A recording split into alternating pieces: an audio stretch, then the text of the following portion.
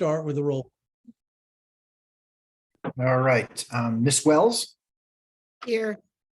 Mr. Mushak, Here. Mr. Rowena, Here. Ms. Jordan Byron, Present. Ms. Lingalis, Here. Mr. Cantor, Here. Mr. Ferguson, Here. Mr. Patches. Here. I heard somebody say Mr. Williams was here, but there he is, Mr. Williams. And Mr. Schulman. Here. Okay, full house. All right. We have a long agenda, but I think many of these items we can move fairly quickly. Let's start with review and action on applications. The first one being 3-19 SP / 3-19 SPR / 6-19 CAM. Marco Perry, 3 and 5 Raymond Street, request to release bond for renovation of a building for reuse as 2 residential dwelling units. Brian, you wish to say a few words about that? Sure. So you'll remember a few years ago, or some of you may remember, there's the artist workspace that was approved at 3 to 5 Raymond Street. So as part of that approval, they had to submit an erosion and control bond. So as part of that project, all the work's been completed and the certificate of occupancy has been issued. So there's no longer a reason for us to hold on to the bond. So they are asking for you to release it back to them. Okay, for this item, I'm going to ask Mr. Patches to vote. And Mr. Williams, you'll do the next item. Can I have a motion to release the bond? Tammy has made the motion. Is there a second? Mr. Patches has seconded. Is there any discussion? Hearing none, I think we can do this with a show of hands. All those in favor? Any opposed? Any abstentions? All right. It passes unanimously. That was an exciting project, as I recall. It was an art workspace. I have not been by recently, but I think it's probably worth a visit. Number B, 21-15 SP / 26-15 CAM and 22-15 SP / 27-15 CAM. Norwalk Land Development LLC, Brookfield Properties. This is the Sono Collection, which is requesting permission to install a number of additional signs on their property. Is there someone representing Sono Collection? Yes, Paul Madden has raised his hand, and and I'll let him do the speaking, but just to, in case someone wasn't aware, that the mall itself has a separate signage manual similar to what the hospital has, so they don't kind of fit within the normal zoning parameters for what you would typically regulate in terms of signage. So they have a separate manual. So they're here tonight just to seek some modifications to that, and Mr. Madden can walk you through those changes. Hi, thanks, Steve. Yes, our application is to address 4 items. 2 are new requests, and the latter 2 are really cleanup that had been on the table from essentially opening. The first request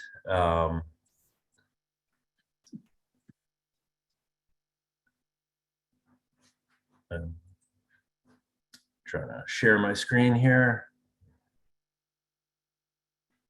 The first request is essentially on behalf of anchor tenant Bloomingdale's. They're looking to get a presence on I-95 for obvious reasons. Brookfield is in support of that. We think it'll be beneficial not only to Bloomingdale's, but to the mall as a whole. We have 3 currently approved but unutilized major tenant signs. These 3 signs that are located below the EVS sign on the north facade were 4 large tenants on the interior of the mall that felt would either require or needed some exposure to the exterior. What we're asking is to utilize one of those 3 signs and allow that to become a new anchor identity sign. The max size of Bloomingdale's would be 5 feet tall. So the signs that are 75 square feet would become 150 square feet. We don't see the 2 other major identity signs being implemented. So we feel that aligning a Bloomingdale sign underneath the EVS sign is the best architectural composition for that facade, something that always intended another layer of signage.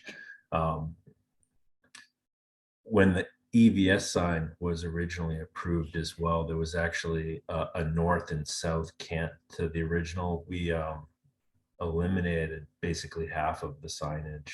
So that was essentially 900 square feet that went unutilized on that facade as well. Our second request, similar to Bloomingdale's not having exposure on the north facade, Nordstrom's doesn't have exposure on West Ave, which is obviously another really critical exposure for the project. What we're looking to do is permit a signage for Nordstrom kind of at our main West Ave entrance, and essentially, you know, push them back into the opening, but clearly give them a presence on the street so that the customers understand they're coming to an entrance that's closest to the Nordstrom vertical transportation. On the same facade, our next task is really to identify kind of a consequence of how the project's been leased up. This existing facade, which is between the corner kind of glass box where the Lilly and August signage are in the West Ave entrance, there's actually a large egress stair behind this brick wall and a service elevator. The yellow was an approved area for art mural, but behind the stair and that service elevator, there's about 1,200 square feet of retail space that's not part of the currently considered corner space. So we've had some interest in that space, but it's become problematic without any exterior exposure. So what we're proposing is to reduce the length of retail identification zone on the north end of the building and basically put some of that signage allocation on this facade specifically for that tenant to be able to make that a more leasable space. And then the last request in our amendment was when we were going through the initial building of the tables in the CSP, we identified 7 West Ave tenants based on our current, thinking at the time, which was several years before the mall actually opened. We are going to end up with more frontages over time. So in our chart that limited the number of retail identity signs to 7, we're looking to increase that so that there's flexibility in terms of number of tenants that we might actually have. And then in a condition such as Yard House, who came in and they used kind of several different signs kind of in the composition of their storefront, that would give us some flexibility with being able to permit signage moving forward. So that's kind of the nutshell of what we're asking. The CSP, there's a lot of tables, a little bit redundant. A lot of that was driven from when when it was originally approved, we had 2 tax lots. So we kind of divided it each side, and then we did the entire project. So it's a little redundant.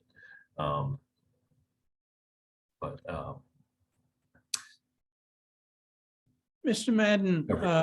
in exchange for this approval, would you be willing to remove from the original approval the other 2 signs on the north side of the building? So we actually have a current tenant that has lease rights to one of the 2 signs. So from a legal standpoint, we're unable to release at least one of the signs. We've been asked by our leasing team, based on conversations, to hold that second identity sign. Can you go back to the north side of the building? Yeah. Thank you. So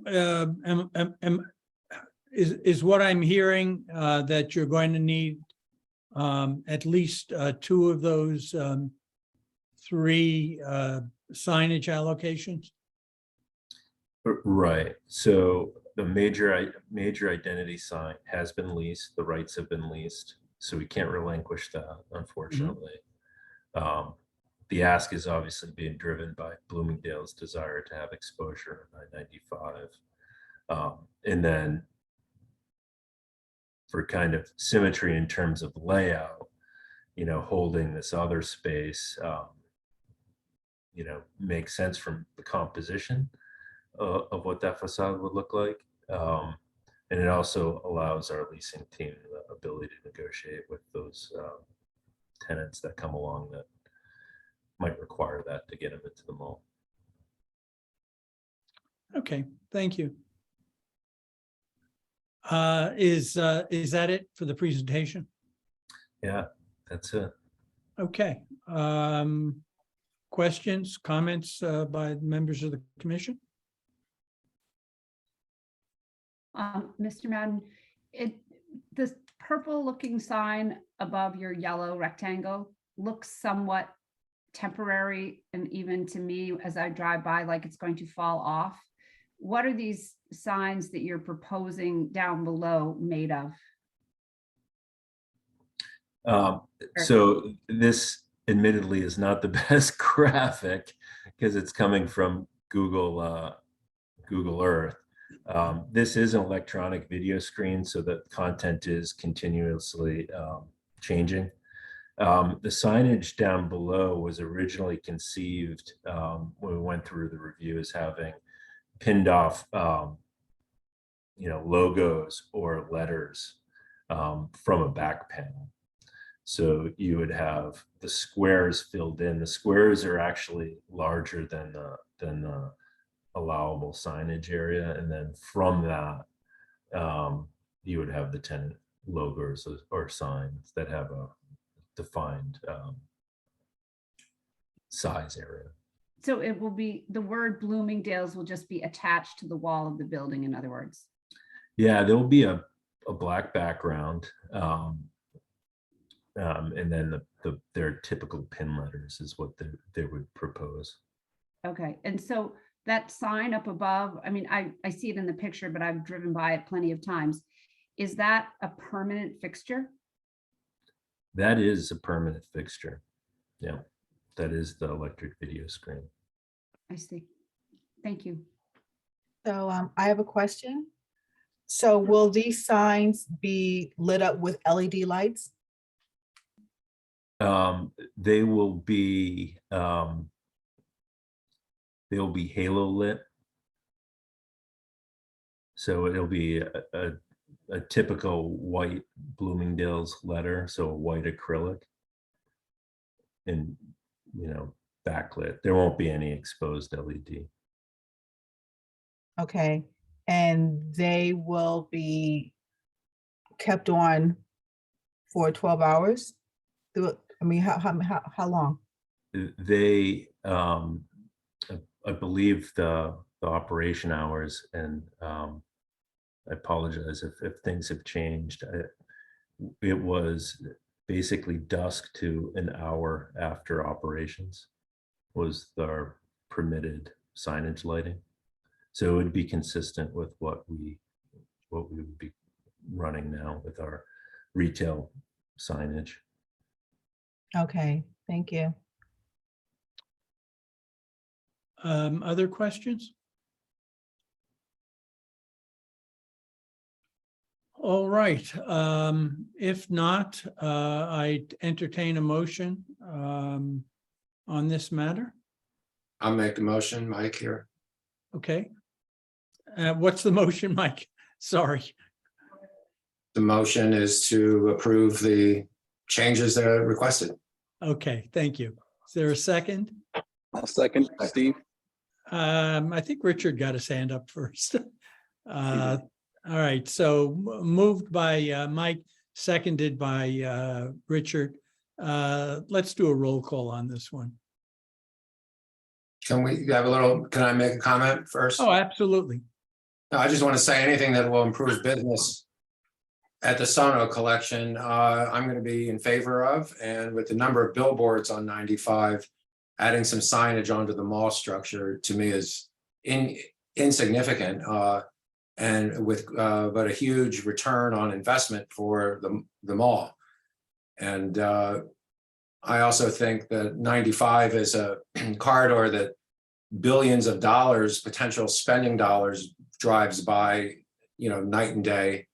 And anything that can increase the chances that someone might come off the highway and go into the mall is supported by me.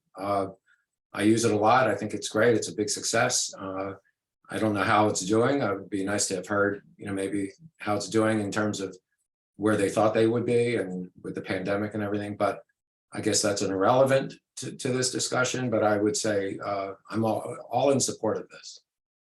Can I make a comment as well? Sure, go ahead, Steve. It's Steve here. I remember when this first came to the planning commission regarding the signage, this electronic sign that we thought that would be a distraction to the motorists, and there were delays in changing it. And I had my concerns at first, and when I saw the sign up, I agree with Mike. It gives Norwalk the opportunity of having more people spend their dollars and get to see what Norwalk's really about. So I'm really happy that we have a sign there or signs there, and to give us some more attention to that area. So I'm fully supportive of it. Anything else? Mr. Chairman, Matt Seebeck is also with the mall. If you had any questions of him, he's sitting in the audience, but if you wanted to hear from him at all, he's here. I think we get right to the vote, right? Let's go to the vote, and then if there are one or two questions, we can take a little bit of time. I do want to move the agenda forward. Let's do a roll call, Steve. And did Mr. Patches is seated before I start? No, in Mr. this Williams. one, Mr. Williams. is, Mr. Williams is seated? Okay, I'll start with Mr. Williams. Mr. Williams? Yes. Mr. Cantor? Yes. Mr. Ferguson? Yes.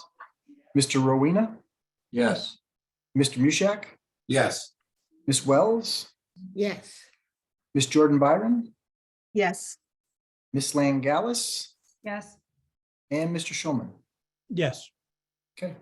I think it's worth asking the question that Mike asked.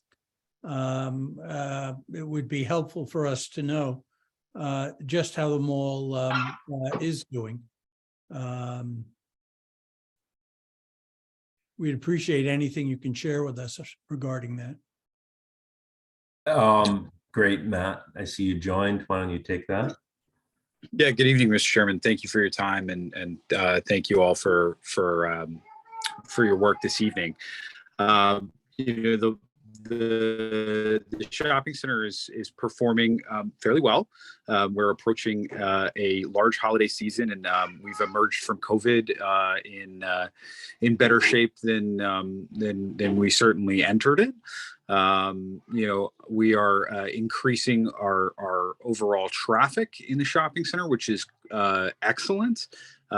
We are attracting folks from outside of Fairfield County, as well as, we feel servicing Fairfield County quite well, especially the city of Norwalk.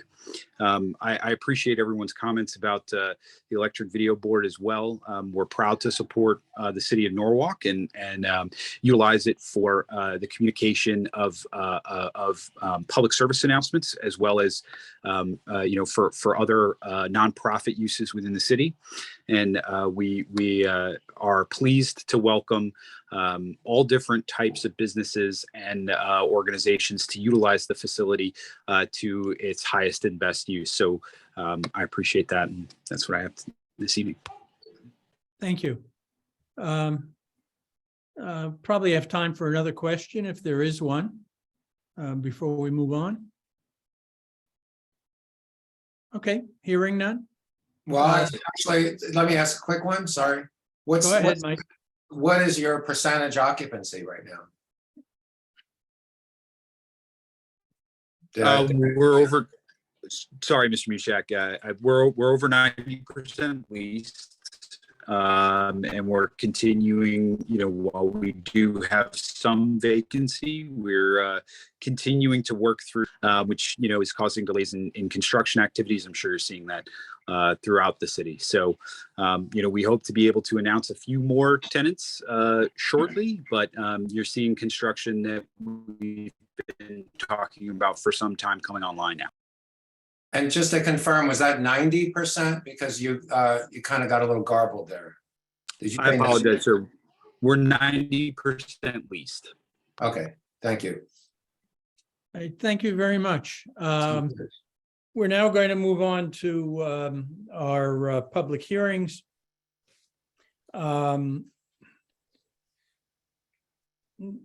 Before we do, I'd like to say a few words about this, the first public hearing, 32 Knight Street. Excuse me. We do not have yet all of the information that we require regarding traffic serving this facility. So what we will be doing is we will have the owner or the owner's representative give their presentation, during which commission members, of course, can ask any questions they have. We will then open it up, as we usually do, to any comments by the public. We will then give the owner's representative an opportunity to respond to any comments that they've heard from the public. We will then hold the public hearing open until our next meeting, at which we will deal exclusively with any traffic issues. And because we'll be doing that, we will give the public a second opportunity to ask questions or make comments, but only about the traffic. And it's at that meeting that I expect we'll take formal action on this project. With that said, let me explain to the public how our hearings are conducted. As I said, the owner or the owner's representative will give the presentation regarding the project, during which commission members can ask any questions they like. When that presentation is completed, we will open it to the public. We ask members of the public who wish to speak initially to provide their name and their address. We ask everyone to be courteous in their remarks. And I remind you that while we don't set time limits on how long you may speak, we ask that you be as brief as possible while making all the points that are important to you. And I stress that you make remarks regarding all the points that are important, because as members of the public, you have only this one opportunity to speak. Although again, on the traffic, there'll be opportunities to speak at the next meeting, but only on the traffic. Once the public, everyone who wishes to speak has had an opportunity, we will turn it back to the representative of the owner for remarks. And then we will close this portion of the public hearing. We're not closing the public hearing itself, just this portion. Will hold the rest of it open for the discussion of the traffic issues and then discussion among the commission members regarding action on the request. With that, I want to keep this straight. Mr. Pachis is seated for this one. And I believe, is it Mr. Flaherty? Will you be representing the applicant? Yes, I will. Okay, I'll turn it over to you. Thank you, sir. Good evening. For the record, my name is Craig Flaherty. I'm a professional engineer licensed in the state of Connecticut. I am a senior engineer and principal of Redness and Mead, a land use consulting company with offices in Stamford and Wilton. On this project, we provided land surveying, site civil engineering, and zoning consulting services. I'm joined here tonight by the applicant, 32 Knight Street LLC, which operating principal is Seligson Properties, represented here tonight by Mike Sereo. We also have members of our design team from MBH Architecture. We have Shannon Zwick and Michael Carafino. Our landscape architect from Eric Rains Landscape Architecture. We have Eric Rains, and depending on how long the meeting goes, we'll have Brian Westmeyer fill in. My colleague Vincent Hines here at Redness and Mead is on the call as well. And we also have our traffic consultant, SLR, represented here tonight by Neil Olinsky. So we are here to talk about 32 Knight Street. We are here for a CAM site plan review approval. You first heard from us. We submitted the application on July 28th. On that date, we sent out a neighbor mailing noticing the fact that we had submitted an application. We made a presentation, initial presentation to you, effectively kicking off the process on August 4th, where you voted to authorize staff to hire BFJ Planning to do a design peer review on the application. In advance of this hearing tonight, we sent a second notice out to the neighbors on October 4th, noticing the hearing. And your staff saw that public hearing was published on the 6th, October 6th and October 13th in the Norwalk Hour. So I'm going to share my screen. This is the application we are here to discuss. This is the proposed site plan of this just over 4-acre property. You know it as the former site of Lillian August, the furniture store, where they had some retail space, some office space, and a lot of warehouse space. At the top of your screen on this and all of the materials I'll show you is North Avenue, Route 1, bounded on the west by Knight Street, where it gets its address as 32 Knight Street. And then over the east, you have Park Street. Right in here on the east side of the building is Betts Pond Brook. And this is the existing building on site today. When you drive by, it's about 99,000 square feet. It is 1 story. It is vacant and has been so for a year. Seligson Properties is, of course, very excited to have a medical office user looking to occupy the site. And we're also happy to be able to adaptively reuse about half of the existing building so that we can save the foundations and the superstructure and the roof, and retrofit that space to house the medical office user. So this is a simplified diagram of the site. Gray is the parking areas, the tan color is the building, and the green is landscaped areas as they exist today. And then I'll toggle this to, again, a simplified version of the proposed site, so you can get a sense of the portion of the building that is being reused. Again, in tan, additional parking being added, parking requirements for medical office in your regulations and practically are higher than the previous use.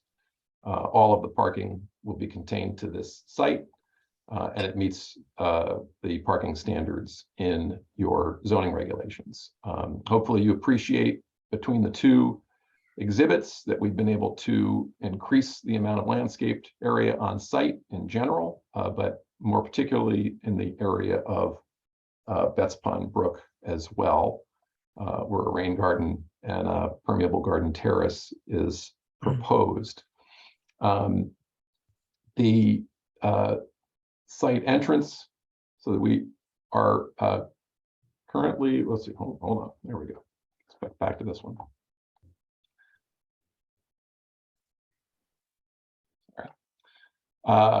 We're currently proposing to keep the existing curb cut on North Avenue and reduce the number of curb cuts on Knight Street to a single curb cut. Looks like those locations will remain, but as you heard, we're still working with TMP on their final review. As far as the timeline, which I had started to go over, by August 31st, we've got our sign off from the Water Pollution Control Authority, which reviews the sewer connections. There is a sewer on the east side of the site that is a fairly large main with plenty of capacity. And given the significant reduction in the floor area of the building, they had no problem with its effectively continued connection and change of use to that sewer. We received a sign off from the Department of Public Works on September 2nd, and their focus largely is on the drainage and stormwater runoff proposals as a part of the project. Again, this is a good thing. We're able to retrofit the existing system where there is very little, if any, treatment today, and provide a significant amount of treatment at the end of the day for this whole parking lot. All the new parking areas are going to receive stormwater treatment to a level now compliant with your current drainage manual. So that will be a significant water quality improvement of the stormwater running off of this site. So there's that large underground infiltration system, oil grit separators, catch basins with sumps and bell traps. And again, we have an LID feature in this rain garden, which will receive some runoff from the adjacent parking areas. Moving on with the timeline, by September 8th, we received comments from BFJ and the completion of their design review. They asked us to make sure we widened sections of the sidewalk on Knight Street in areas where there are utility poles so that there is a full 5 feet of width.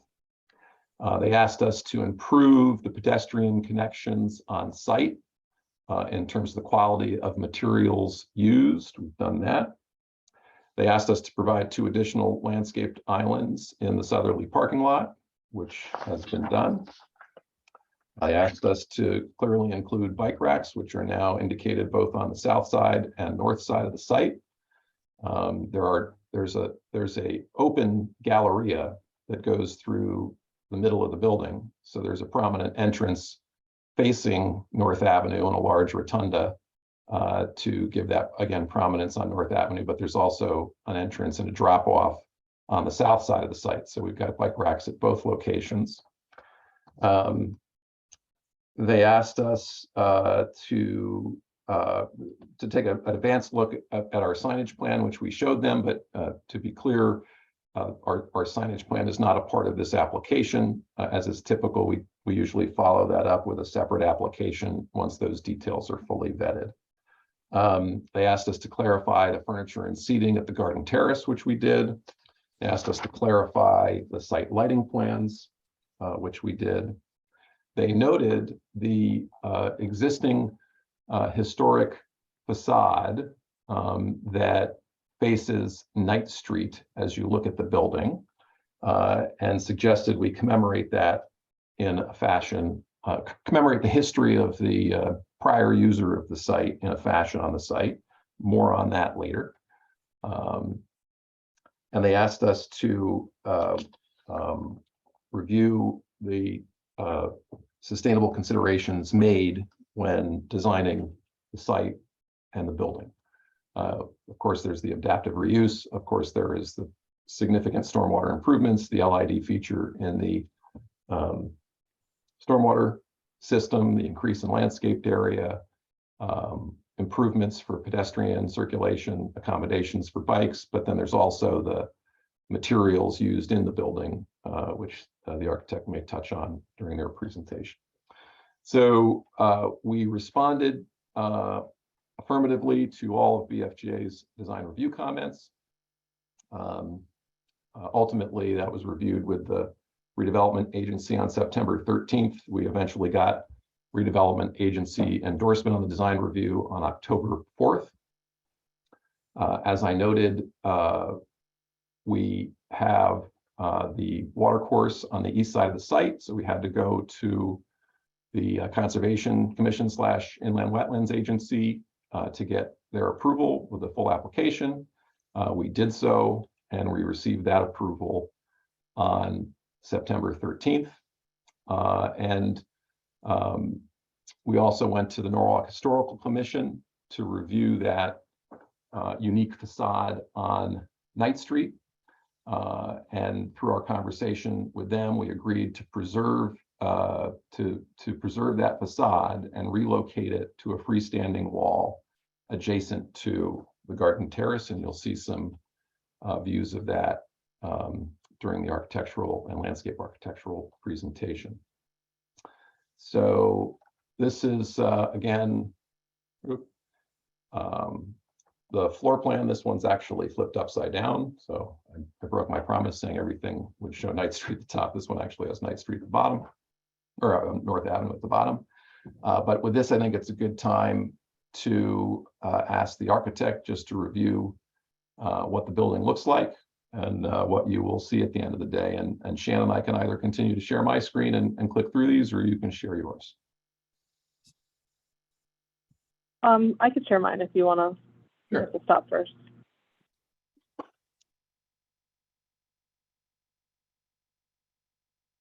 So with taking up where Craig left off, so one of the things we decided, so it's the one-story building, but we kind of wanted to give it more of a pedestrian scale.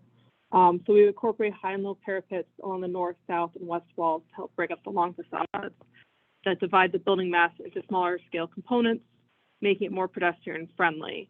The high parapets in this locations are also going to be used to, in this location will be used to shield the rooftop units from view as the public goes by, either in cars or walking by. We've carefully considered the combination of sustainable building materials, kind of going over just low E glazing, looking at energy efficient HVAC, plumbing, and electrical in the building. The east facade, it's again along the river, so it's kind of just a singular facade with not having a high-low like the rest of the elevations. The glazing installed around the building exterior will allow a lot of natural light to filter into the areas. As Craig alluded to before, we're going to have this nice long galleria space, and there's a high roofed unit here where we're going to be installing glass up here to allow natural light to filter in the areas. And then in the vestibules, we'll be at a glass to allow the natural light to come into the facade as well, into the central areas. Galleria. The rotunda area is kind of our anchor point for the Route 1 and Knight Street where they come together. The design incorporates 70-foot diameter high sloping rotunda of glass and metal panels for a clean modern look to kind of create this visual anchor for the site. Visitors entering the site will be able to easily identify the front glass curtain wall, entrance, and glass cover canopy. The canopies are on both the north and the south elevations. In the south, we'll have the drop-off area, as Craig was talking about before. The canopy will complement the building and is designed to allow natural light to flood into the main entrance areas as it's out of glass, allowing and making it feel more welcoming and protecting visitors from the elements as they're walking into the building. And then we were talking about so this is kind of just more of a schematic where you can see where the high-low areas of the roof are, where we'll have the HVAC units being hidden from view. This is kind of just a brief of the materials that we've used on other projects. And this is the historic element in the back where the rain garden will be. And this is how you would view it from the parking area at the drop-off. So this, so we're reincorporating the historic element as requested by the Historic Commission. Eric, if you want to take it from here.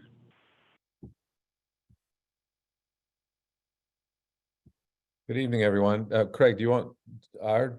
Sure. To use I can share if that's easier for you. Yeah, sure, please.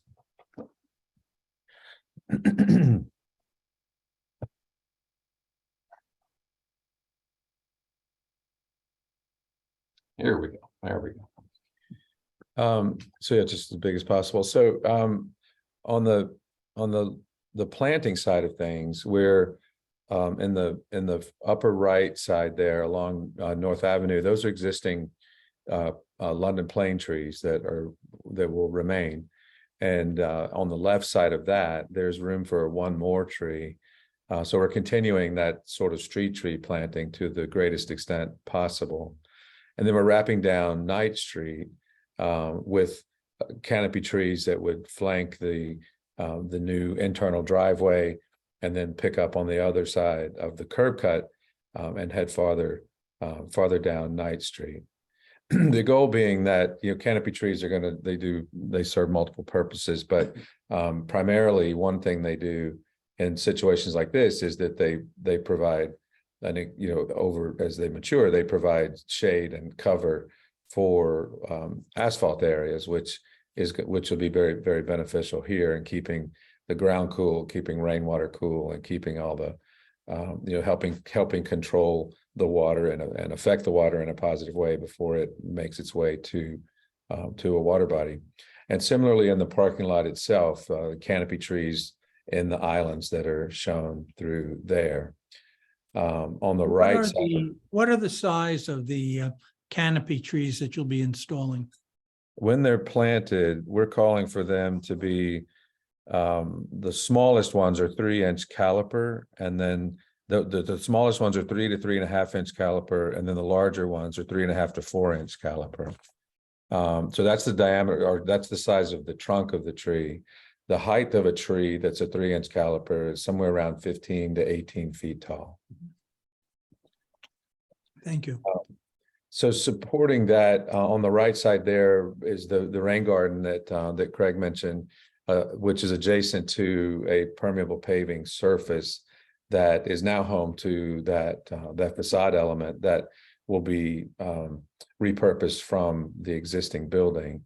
And that area is intended to be an amenity for the people, not only the people that work at this location, but also for people who would be there with family members and what have you, that as an outdoor space for them to be. Around the perimeter of the building, we've kept the planting relatively simple and low because the detail of the building, the objective is to not, not put elements in front of it that would interrupt the rhythm of the architecture, but still provide the horizontal green space that would help the architecture blend into the site. So we've kept that relatively low and simple, and then I guess the only other two I haven't mentioned are on the far right there near what was the loading dock, an additional 2 canopy trees, and then coming down the little stream there are additional trees that make its way down toward the sitting area. So from a planting perspective, that's generally the direction. Again, trying to keep things as simple as possible, relying heavily on the canopy trees as they're, installing them at a larger size like that would help tremendously in giving them a real presence on the site. So the intention is that it would balance the scale of this selection of plant material would balance with the architecture nicely and give the site a settled sort of appearance from right out of the gate. Thank you, Eric. With that, I guess we'll ask SLR Neil Alinsky to give a broad overview. We're not going to get in the weeds on traffic tonight, but he'll give you an indication on the work that we are doing and why we're a bit delayed on that review. So Neil, when you're ready.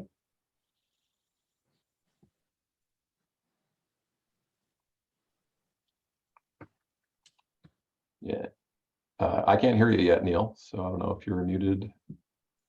Hey, everybody. How's my audio? That's great. Okay, great. Alrighty, so for the record, Neil Alinsky with SLR Consulting.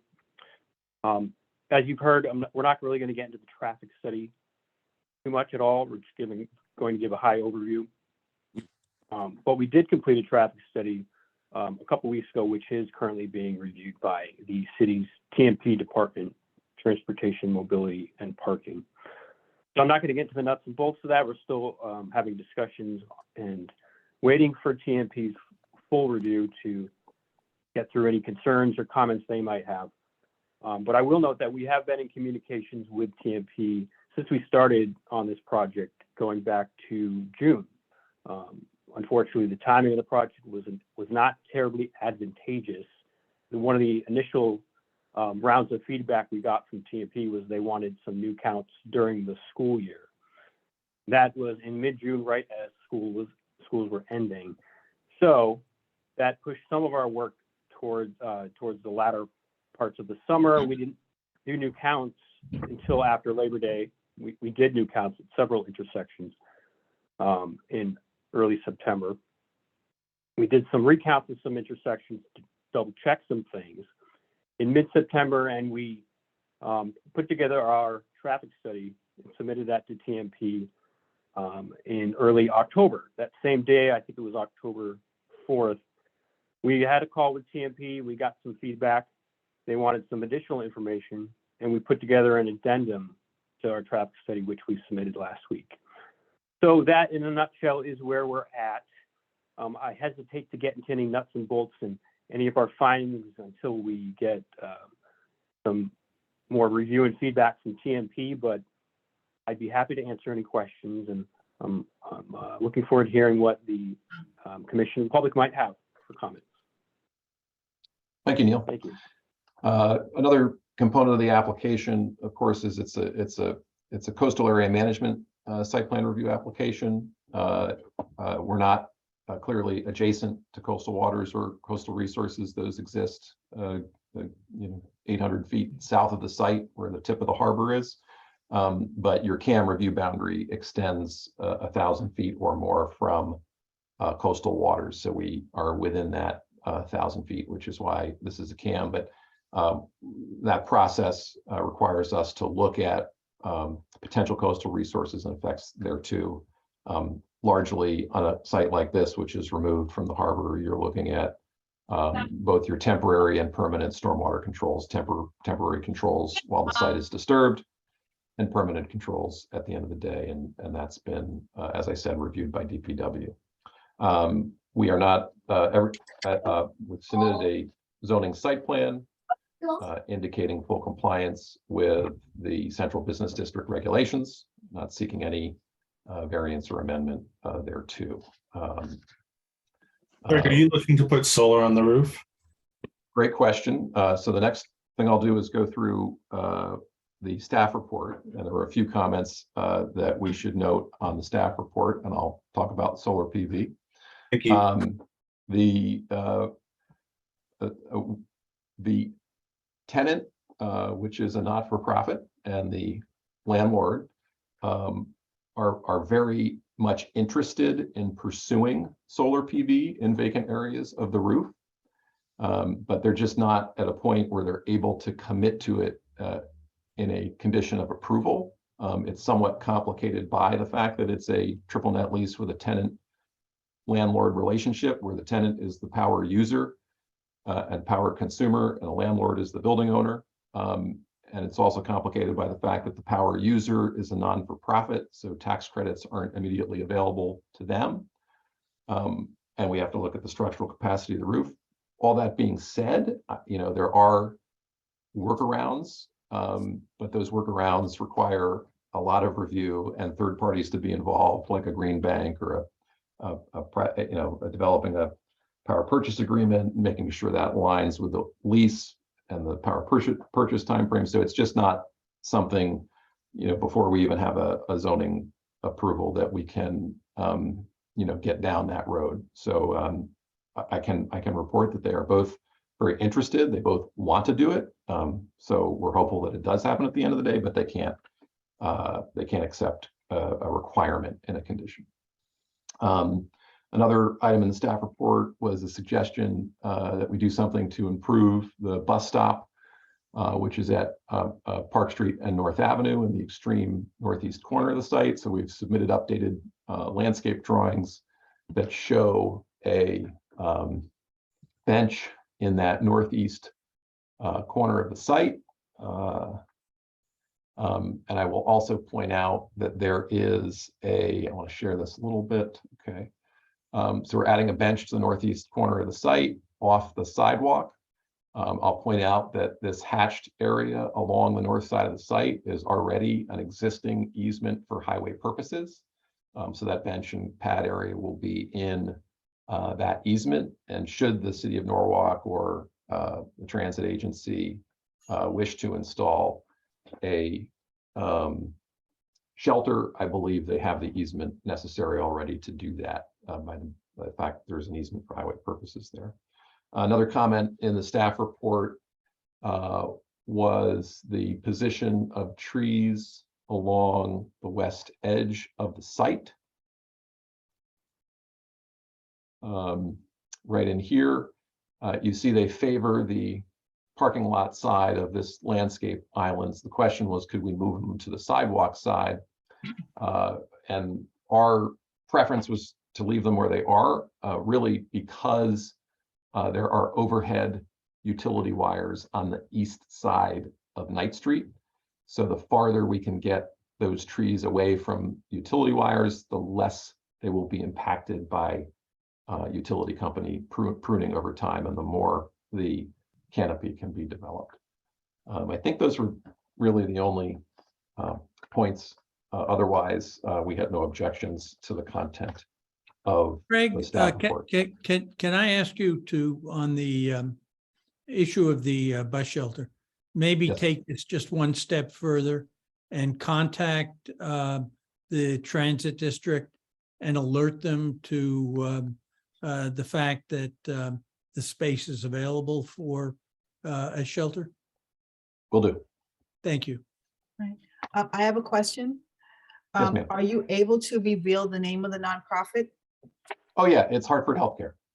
And the first, they'll have it'll be a multi-service building at the end of the day. There'll be several types of medical offices in there. The first one that will most definitely be in there is a cardiologist taking 40%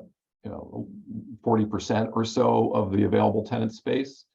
And that actually, they are required by court order to be out of their existing leased space by June 1st, and operating in this space by then. The team has been working very hard to try to keep that schedule. So far, so good. And we want to thank staff for helping us and doing what they can to help us meet that schedule as well.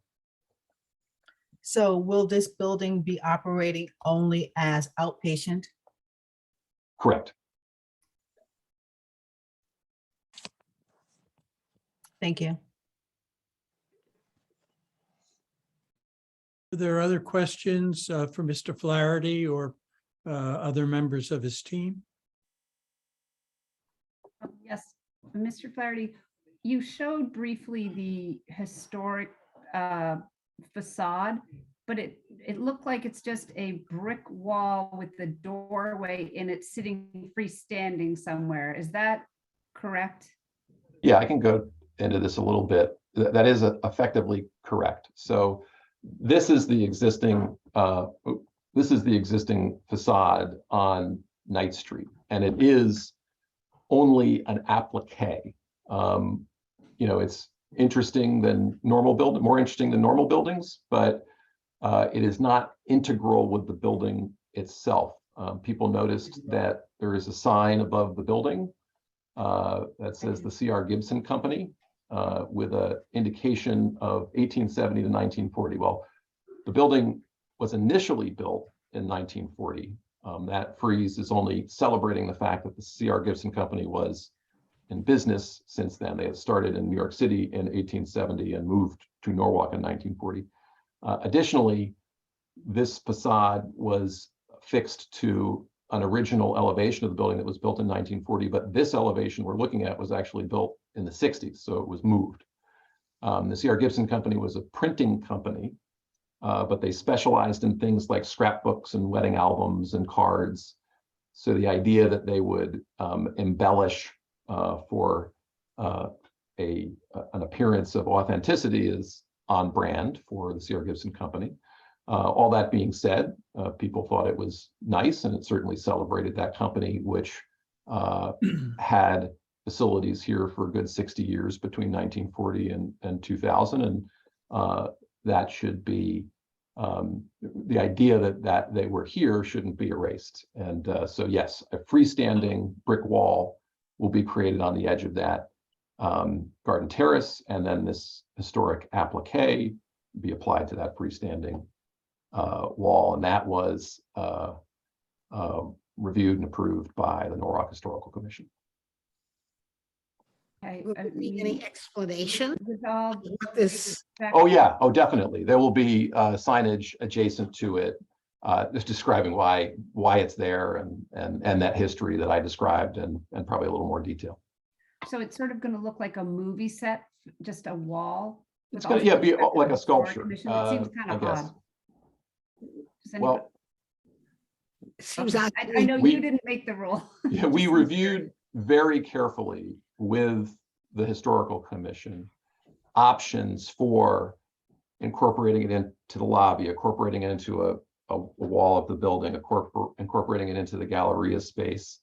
But there were limitations in each of those where we couldn't get the whole thing. But in my estimation, you can watch the Historical Commission deliberation, they were much happier to see it not adjacent to the contemporary architecture and preserved in its whole. I don't know that they, anyway, that's all I'll say about that. Okay, thank you.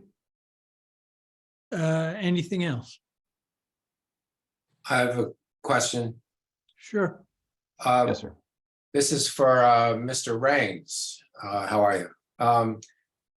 I admire the fact that architects love to have their buildings featured without trees in front of them. But in this case, I think the building would benefit from having some narrow columnar trees that would not bump into the building along the facade. There seems to be natural places for them, and I'm thinking of like a hawthorn or a columnar sweet gum or one of the many other columnar oaks that would sit between those, right at those divisions between those three segments. So there'd be two there and two on the curved section. I think that would go far to soften the building and not compromise the modern architecture, which I celebrate. I think it's, it's a modern building that it's obviously they're taking a real minimal approach. Mr. I just Flaherty, wonder what your can you what your pull up, opinion- can you Sorry. pull up what Mr. Mushak is referring to so we can understand it? Yeah, I think he's talking about the idea of aligning with these recessed elements, I believe, and then Exactly. perhaps framing the rotunda Yes. with Exactly. with a Two- columnar tree that would be modern in its use. Yeah, two or three. I feel like you've done a great job with putting trees in the parking lot, where they have a benefit. But to me, this facade is, and you can actually go and look at the other photo that you just showed of the existing facade that had a lot of vegetation in front of it.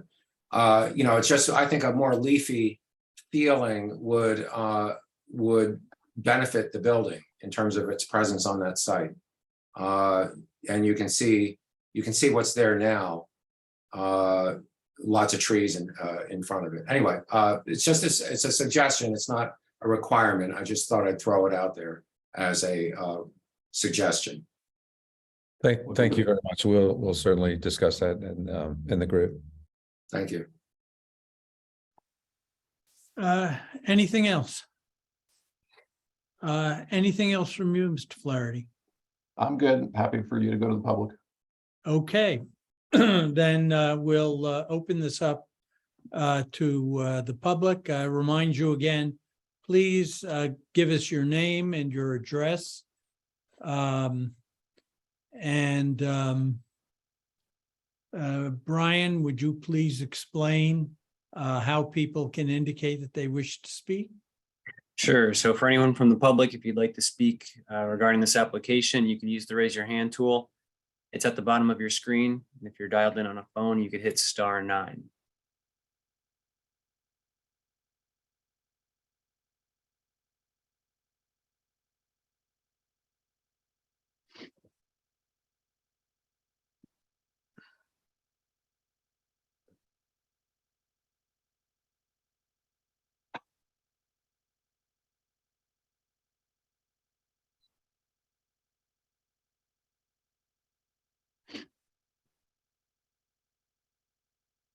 Doesn't appear to be any takers, Mr. Schulman.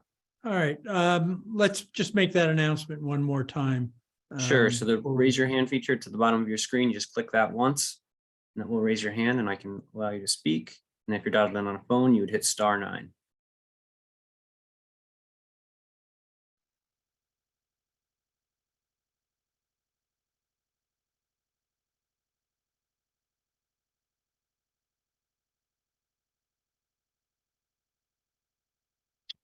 Doesn't look like any. Okay, Mr. Flaherty, any final comments? I guess we'll see in a couple of weeks, and hopefully we'll have good news then. Okay, then what we're going to do, I hope I'm using the proper term. We will adjourn this meeting, reconvene it at our next meeting, specifically for the discussion of the traffic issues. And again, give the public an opportunity to comment on the traffic issues. And specifically, that's November 3rd, your next regularly scheduled meeting. That is correct. Starting at- One ahead. change. So November 3rd, we 7 are o'clock. planning, right, we are planning to hold a joint meeting at 6 p.m. So it will be held November 3rd at a special meeting beginning at 7 p.m. Okay, November 3rd, 7 Right. p.m. is the continuation of the public hearing, and it will be virtual, as is your practice. Thank you. All right, then let's move on to 20, this is another public hearing, 2022-41 MV/SP Andrea Restoration LLC, 8 Van Tassel Court, proposed motor vehicle repair use in a portion of an existing building. Let me go through again in case people have just tuned in, if you will. We will allow the owner's representative to give a presentation regarding this project. Commission members are free to ask questions throughout that presentation. When the presentation has been completed, we will open the meeting up for public comment. Members of the public, we do not place a time limit on how long you can speak.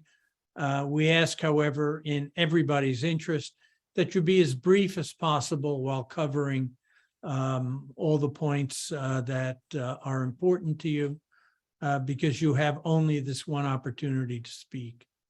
Again, we ask that you introduce yourself with your name and your home address. And we ask that you just display normal courtesy when you're raising any questions or issues that you want to bring forward.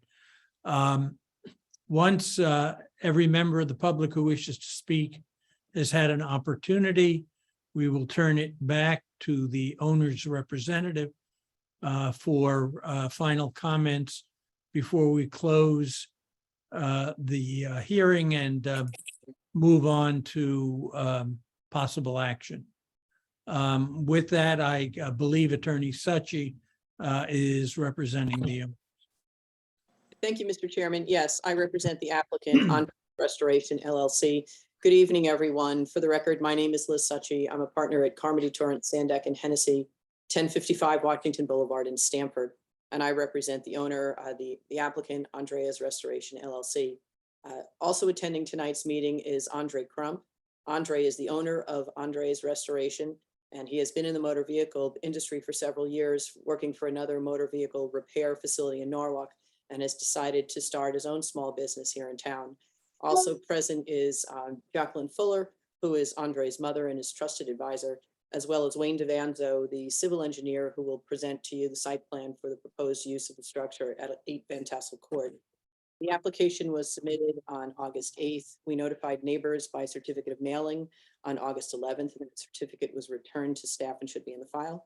The neighbors were notified of tonight's public hearing on October 6th via certified mail return receipt requested, and a packet was returned to staff this morning with all of the domestic green return receipt cards that have been received as of today's date, as well as copies of letters for which the domestic return receipt cards had not yet been returned. The property is at 8 Van Tassel Court. For those of you who may not be familiar with it, if Mr. DeVanzo might be able to screen share one of the photos while I'm going through some of the background, that would be helpful. It is District 1, Block 105, Lot 25. The zone is Business 2, and the lot size is about 6,400 square feet. It's a rather small lot. It is at the end of Van Tassel, so if you were traveling north on Main Avenue, one would make a left onto Van Tassel and go to the end of the property. The building that is the subject of this application is on the right side, all the way at the end. Hopefully that photo will be shown pretty soon. Is anybody seeing that? Not yet. No, we're not. If I may, I should have announced earlier that Mr. Williams will be seated for this matter and will be able to vote. Okay, Mr. DeVanzo, it's It is saying that it's being paused. I don't know why. let's see if we try it again. It's saying my screen sharing is paused. I don't know why it's saying that. You're looking for the site plan, Attorney Suchi? Either the site plan or one or two of the photos, just to orient the members. If we can't post the photos, then if you could post the site plan, that would be fine. Thank you.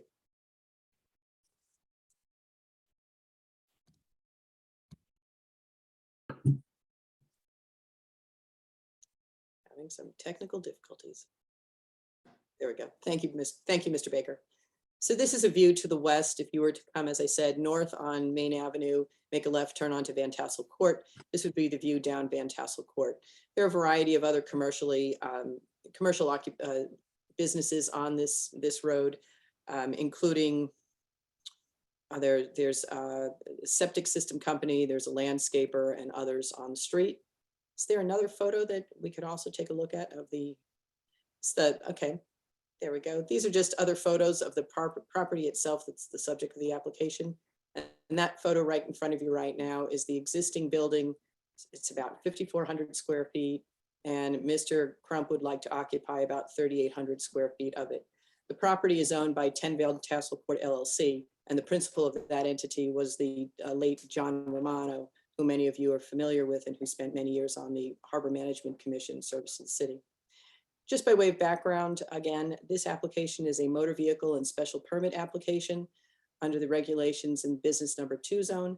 At this point, perhaps Mr. DeVanzo or Mr. Baker, if you could screen share the site plan.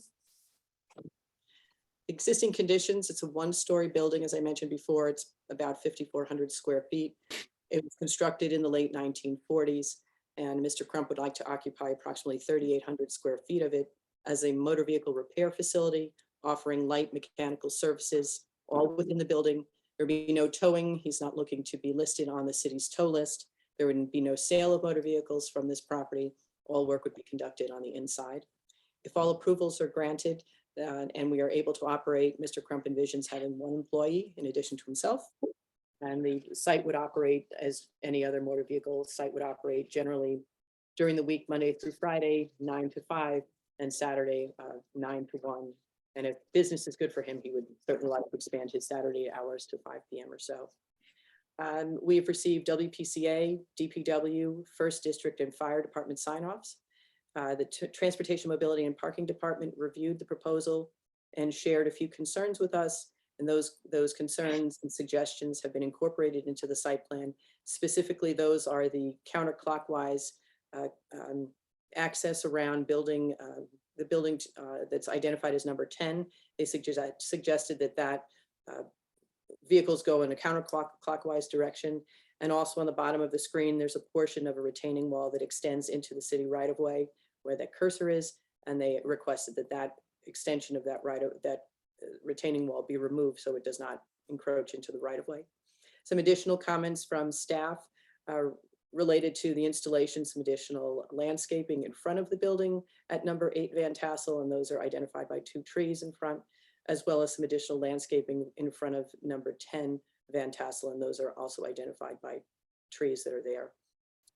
That's really the long and short of the application. We believe that it complies with all the requirements of the special permit standards, as well as the standards in section, the other section relating to motor vehicle applications, and those relate to distances from motor vehicle facilities from churches, schools, and the like, and we're clearly in excess of any of those other uses that the city has made it specific that we be a certain distance from. At this point, Mr. DeVanzo, would you kindly just walk the commission through the site plan? And certainly if you have any questions of me or Mr. Crump or Mr. DeVanzo at any time, we'd be happy to answer them. Certainly. For the record, Wayne DeVanzo, Fairfield County Engineering. Sorry, I'm not able to share the screen. I don't know what is going wrong with it, but Liz summed that up very succinctly. I think it is approximately a 6,500 square foot lot. There are, as you can see from the site plan, currently two buildings on it, 2-story wood frame building and the commercial 1-story building where the tenant will be occupying in that hatched area, more towards the west, I'm sorry, the east or the rear of the property. There are 21 existing parking spaces, which I think you can see labeled there. I believe 17 of those are partially or mostly in the area that is currently leased from the state. We do propose the 4 street trees that you can see just off the right of way there, and 2 in front of each building. And I'm sorry, I had pictures I was going to share, which would illuminate perhaps a little better what that looks like and where those would be going. But it is as shown on the plan, fairly simple. Those would be 1.5-inch caliper dogwood trees, and they would be placed in there with the current asphalt being saw cut as needed to get the ball in and to get the trees properly planted. We are establishing or changing, I guess, the traffic flow as the arrows indicate, to have just one way in on the right-hand side as you approach from the road, and then the counterclockwise circulation. I imagine there will be a do not enter sign on the western side to establish that, and that the asphalt will be, of course, marked, and that one-way flow will be established. There is, if you can see on the southern part of the property, there is currently a retaining wall or a wall that projects out into the right of way. And that portion that projects out will be removed. It's a sort of a mafia block wall. And again, I apologize, I did have a picture that would have clearly demonstrated that, but that wall will be removed and cut back, so it is no longer extending into the right of way. And that is pretty much it. One other thing I would just like to add is that this proposal was also required to be reviewed by the Zoning Board of Appeals. That agency reviewed and approved the motor vehicle application in July. So that was the first step. This is the second step. And I would believe that the application is fully compliant with B2 zone requirements, as well as with section 118.10.10, which is the motor vehicle requirement. Attorney Sachi, why was it required to go before the ZBA? It's kind of a quirk in your regulations. There's the first step for motor vehicle approval by the ZBA, and then it has to come to you by virtue of the requirement that since this is a special permit use, the city takes the position that we still have to go through the special permit requirement process. And that's why we're before you. Thank you. It's the same application that was presented to the ZBA is as presented to you tonight, the exception of some additional street trees along number 10 Van Tassel are proposed. Are there any questions from the commission members? Tammy? Thank you. Mr. Devanzo, what would happen if the state decided to exercise its right where you have your 21 parking spaces and take that land back? I don't know exactly, but I would imagine the parking would have to be reconfigured. I believe it's 17 of the 21 spaces that are in that area. But I would imagine that it would have to be reconfigured to support the uses that are on the property. Do you or does Attorney Sachi know if that did happen, would your business still be able to be there? I just wouldn't want you to have to, start your business and then they decide to do something and you can't have your business there. Well, we haven't been given any indication that the state is desirous to terminate that lease. It not only serves the building at 8 Van Tassel, it also serves the building at number 10. So there would be not just one, but two. And I don't believe there's any need for the state to reestablish its use of that land in between the railway line and these buildings. But you're right, if the state should decide to terminate the lease, they would certainly give us notice and we'd have to reconfigure how we access, where we park, and if necessary, we would need to return to either this board or the ZBA with that very issue presented as the hardship if we need to get a variance from the ZBA, or back to this commission if we need to reconfigure the site plan. But the landlord has not given us any indication that DOT has any intention of terminating the lease. It's been in existence for many years. Okay, thank you. You're welcome. Can I see that drawing again? Are there any residential houses on this lot? There's a residence on the southern side of Van Tassel Court. There's one. But all the other structures, which may look like residences, are occupied by commercial establishments. I believe there's a residence, one or two structures in from Van Tassel, just after you pass the dry dock. But it's not a street that has many residences. As a matter of fact, it's, as I said before, there's a Kaiser Battistone septic system. What are some of the other ones? Just down the street the other day.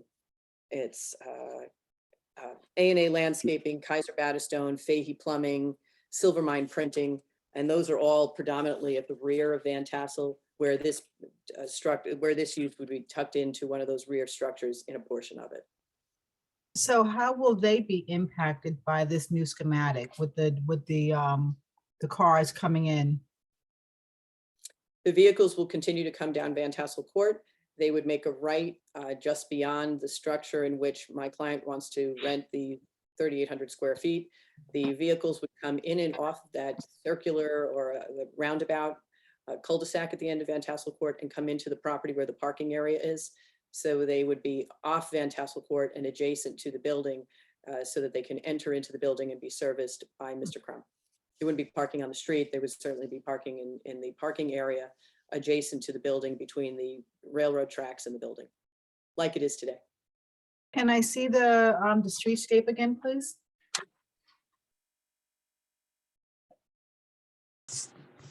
I might just pull up a Google map. That might be the easiest thing. Thank you.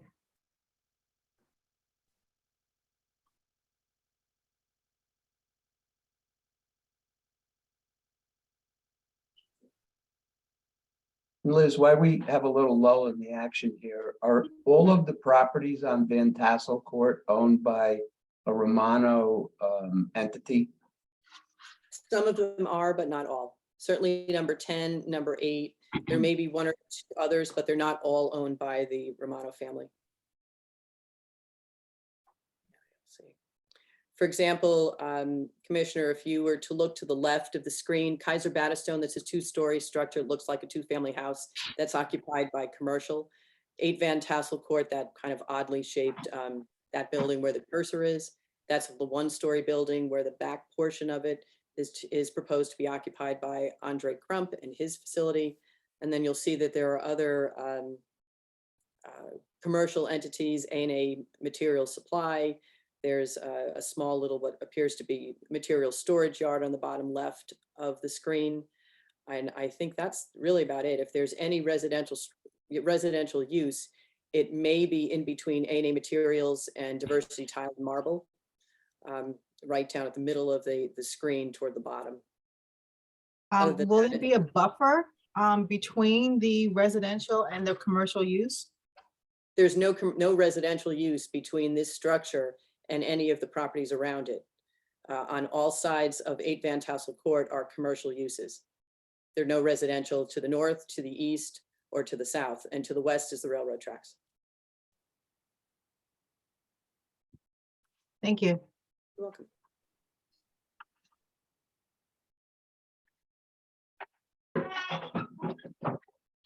Okay, anything else for Attorney Sachi?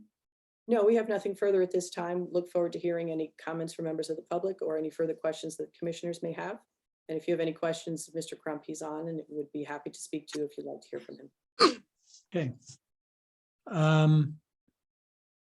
Brian, can you explain how people can access our site so that they can speak if they wish? Sure. So for anyone who'd like to speak regarding this application, you can use the raise your hand tool to the bottom of your screen. And if you're dialed in on a phone, you would hit *9.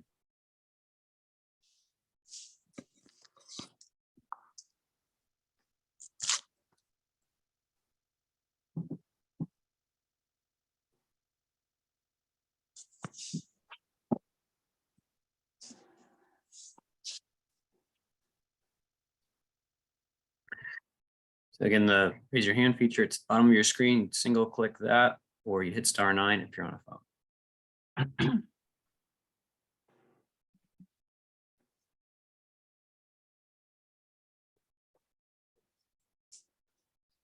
Seeing none, Mr. Schulman. Okay, any final comments, Attorney Suchi? Mr. Chairman, no, I have not. I just wanted to add that in response to the letters that were sent to neighbors, I did not receive a call or an email or any inquiries from any of them in connection with either the initial mailing regarding the submission of the application or with respect to tonight's hearing.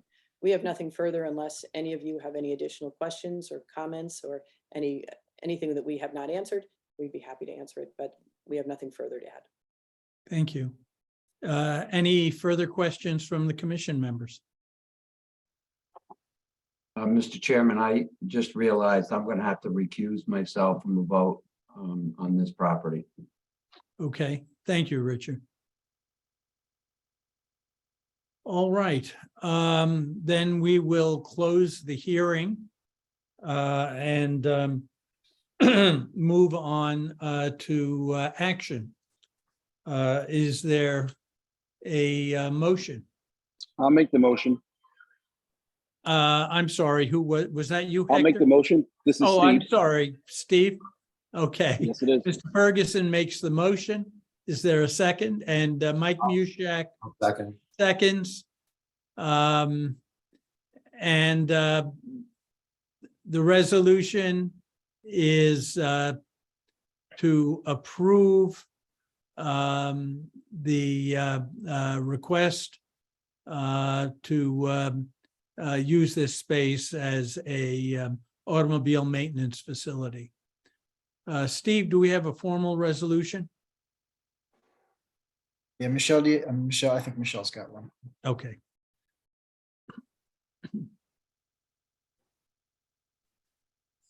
Okay.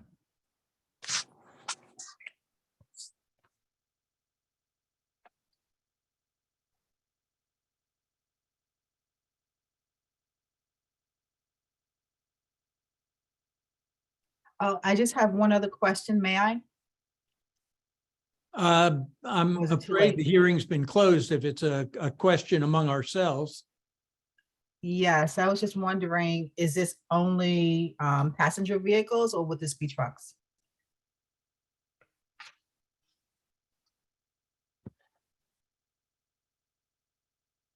Yeah, I I don't think- know.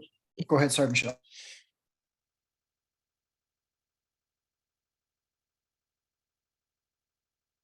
I'm sorry, was someone going to answer that? The application just says vehicles, so I guess whatever, includes vehicles, if that's trucks or whatever is coming to their shop. Thank you, Michelle. Okay, you've seen the resolution. Are we ready to vote, or are there any further questions?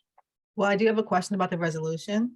Is Yeah, there any way that we can get a definitive answer on what vehicle encompass? Is that just going to be passenger vehicles, or does that mean, does that include trucks as well? Any way you can put that into the regs? I do believe Attorney Suchi indicated there was going to be no outside repairs, so I would think that whatever vehicles can fit inside the facility is what they can fix. Okay, thank you. okay, let's do a roll call on this. There's a motion to approve the request. Michelle, do you want to do that? And I think, Mr. Chairman, I think both alternates are seated, correct? No, on this one. Because Mr. Rowena is. Oh, I see. I guess that is correct. I'm sorry. We hadn't faced this before. Yes, both Mr. Pachas and Mr. Williams can vote on this. All right, Mr. Williams, Yeah. Miss Jordan Byron, Yes. Mr. Mushak, Yes. Mr. Patches, Yes. Ms. Wells, Yes. Ms. Langallis, Yes. Mr. Ferguson, Yes. and Mr. Schulman. Yes. It's unanimous. Okay, thank you very much. And I'll just add that it's remarkable that Attorney Suchi is getting a good signal in the Pantheon in Rome. My favorite building, 2,000 years old and still standing. We should all be so lucky. Mine as well, Mr. Mushak. Thank you, everyone, for your time tonight. Okay. All right, the next public hearing, and for this one, I'll be seating Mr. Pachis, is 2022-35, sub D/Cam, 22 Lowndes Avenue LLC, 22 Lowndes Avenue lot subdivision with proposed private road. I'm sorry, yeah, 2-lot subdivision with proposed private road. Is there someone here representing the property owner? Yes, Chairman, Chris Russo with Russo and Rizzio LLC, offices at 10 Sasko Hill Road in Fairfield, here on behalf of the applicant. Chairman, Commissioners, good to be before you tonight on this application. I know it's an application that's been on some of your agendas and has been continued over due to a question of compliance of this application with subdivision regulations. I'm actually going to ask for a continuance again on this. The reason being we've asked the city attorney to review this, the application and its compliance with the regulations. And Chairman, if I can give just a brief description of the issue, or at least our stance on how we feel that we're compliant with the subdivision. Mr. Russo, if we're going to carry this forward to our next meeting, I would ask you to hold those comments until the next meeting. Steve, is there any reason we can't do this? Well, I think, not to sorry, Steve Michelle. off, the applicant is gonna have to put in an extension. I think he already extended it to this date, so we'll have to double check his timing, but, because we opened the public hearing, so we'll have to put an extension in again. Yeah, Chairman, we would waive the statutory timeframe to close the public hearing. The hearing was opened on August 17th. Under the state statutes, that would take us to September 21st. With the extension time that we're afforded under the statutes, my calculation was that would take us to November 25th. So I do believe under state statute, we have enough time if we waive, which we do, would waive the statutory timeframe to close the public hearing, that it would be okay to continue. Okay, if staff is comfortable with that, then that's what the action we'll take this evening. Mr. Chairman, I'm not aware of any request, Michelle, correct me if I'm wrong, for any requests for legal opinion. Usually that comes from staff. I'm not aware of any request in that regard. No, we contacted the city attorney directly to review this application in light of the regulations, because Who did you speak to about that? Attorney Coppola. I don't think that's very good protocol at all. I mean, I'm not sure why not. If he's the city attorney who oversees it, we were asking for his opinion because there has been some question as to whether this application is compliant in the requirements of the regulations. I really don't want to get into this here. Let's deal with it at the appropriate meeting, rather than taking up everyone's time with this discussion now. Understood, Chair. Mr. Chairman, before we hang up on this. Yes. Did Mr. Coppola indicate that he was going to give an opinion? We're submitting, it's a rather complicated, it's not such straightforward as, this is the lot area and this is the lot width. There's some questions. I don't care about I understand what you're saying. Believe me, I get it. I just wonder, did Mr. Coppola say that he was going to render an opinion?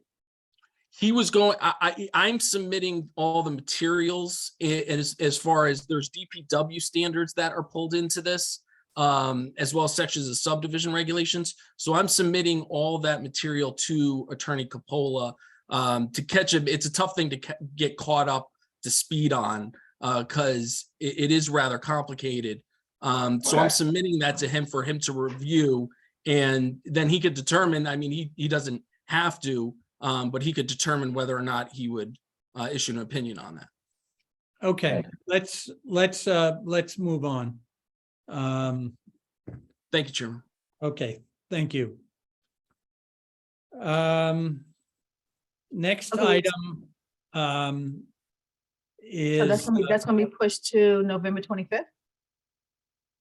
I'm going to rely on the staff for recommendation as to when and if this comes back on the agenda.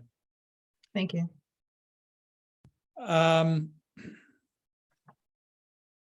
This is the discussion. As you know, we closed out the original presentation and comments from the public on this final matter. This evening's discussion will determine if and what action we take on this final public hearing. So this is going to be entirely among ourselves and the staff. There will be no further comments from the public this evening. I'm going to seat Mr. Williams for this, but first, both Mr. Williams and Mr. Rowena were not at the last meeting, so I have to ask if both of you have watched the video from our previous meeting. All 302 minutes. Right. Mr. Williams? I haven't. You have not. All right, then you can participate in the discussion, but I'm not. But I'll abstain. Yeah, I'm not going to seat you. Instead, Mr. Patches, you'll be seated. And this is,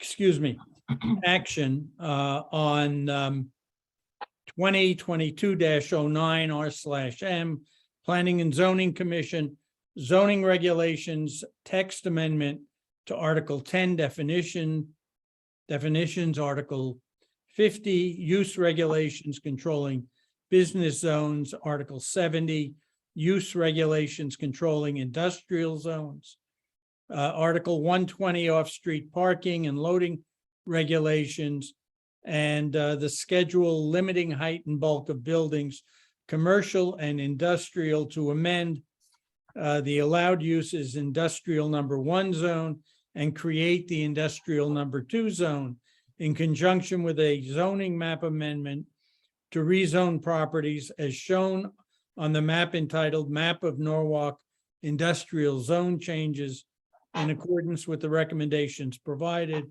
in the Norwalk Industrial Zone Study dated September 2021. So there are two actions. One is the map change, and the second are the regulations. And I believe where we left off, Mr. Kleppen, was with your response to comments that were received at the first public hearing on this. That is correct. And I believe, and I'll double check, but I think there actually are 3 actions, Mr. Chairman. I think the Okay. first action is the amendment to the Plan of Conservation Development, unless that was already done, but I'll double check my notes on that. Okay, But there's definitely is the map changes as well as the zoning text changes. So as we kind of left off last time, you closed the public comment portion of the hearing.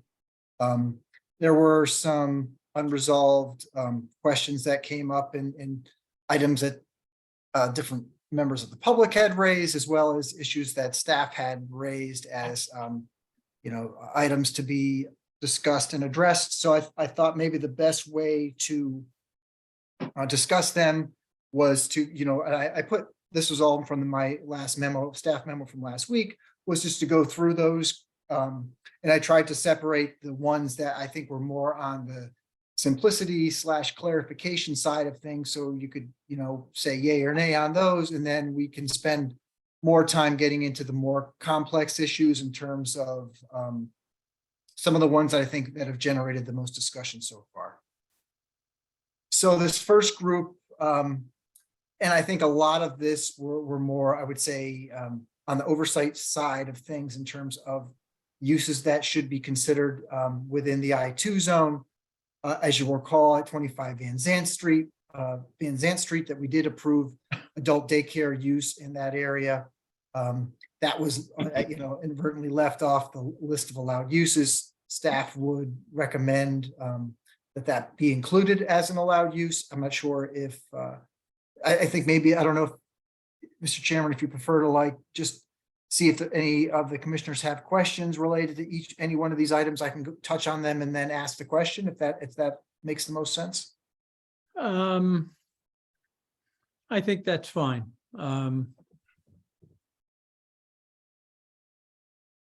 Okay, so go ahead. Sure. So that, like I said, the first one's adult daycare. If there's any questions or concerns about including that, as I mentioned, we just approved the application 25 Van Zandt, so that should be in keeping with a recent approval of the commission. Second one was a similar use, not a similar use, but similar situation. Artist Live Workspace was one that was brought up that is really a consistent use with what you think could be workable within an industrial zone. If you had somebody who had like a shop downstairs, similar to what we talked about with the very first item on your agenda, where they have this artist space downstairs and then up above, they might have a residence, or it's a combination of both. I see no conflict and feel that's consistent with the intent of the regulations. One that was brought up was automotive uses. Staff thinks, that might make sense to allow auto repair, those kind of things. Perhaps not allowing the filling stations might not be the most appropriate use for industrial land, but allowing the auto repair facilities we think is consistent, and it would be one that we recommend to include. This was the next one was boat storage that was brought up by Attorney Blank regarding a client that he represented. Staff's opinion on the boat storage, and I'll include marinas, which is the last bullet on this list, is that, provided that the property abuts a water body, which there are very few in the zone, but if it does abut a water body, then that would be something that would be appropriate and wouldn't conflict with any of the intent of the plan or the regulations themselves. Last Steve, one. excuse me, did we decide we're taking questions as you go, or we're waiting? Interrupt at any time. I just wanted to comment quickly on the boat storage part. I've represented many marinas in my past life and a few still. So I'll say for the record that none of them have a dog in this fight. But I do think that in addition to boat storage being a kind of a clean use, so to speak, the marinas that I do know that utilize off-site storage have a lot of people working at the marina that are supported by these boats that are stored off-site, because a lot of the marinas don't have the space for dead storage in the winter. So if the only reason for not allowing it is that it doesn't support job growth, I don't agree with that. I believe that it does, even though maybe not on that piece of land, but as a result of that storage on another piece of land. Okay, so that's a fair point. Yeah, that I would say that's what we cited as the principal reason for not allowing that citywide, that it does take up land that could be otherwise used for other purposes. I'd like to comment too, please. I'd like to agree with Mr. Rowena. And I don't see how a boat is particularly any different than a vehicle in terms of storage. And certainly marine use in our community does support jobs for both putting boats in the water, taking them out of the water, and the maintenance of those, the same as it would automobiles. So I support it, and we're trying to promote marine use in Norwalk. So I don't see why you wouldn't support that. Okay, let's move. Next one. Last one on this page is the commercial recreation amendment as offered by Attorney Blank. Kind of staff's opinion is that these kind of uses are probably best located maybe along West Avenue or along the Route 1 corridor. But the amendment offered up by Attorney Blank, we feel is appropriate, and we have no issue with that. I'm not sure if there's any questions on that one.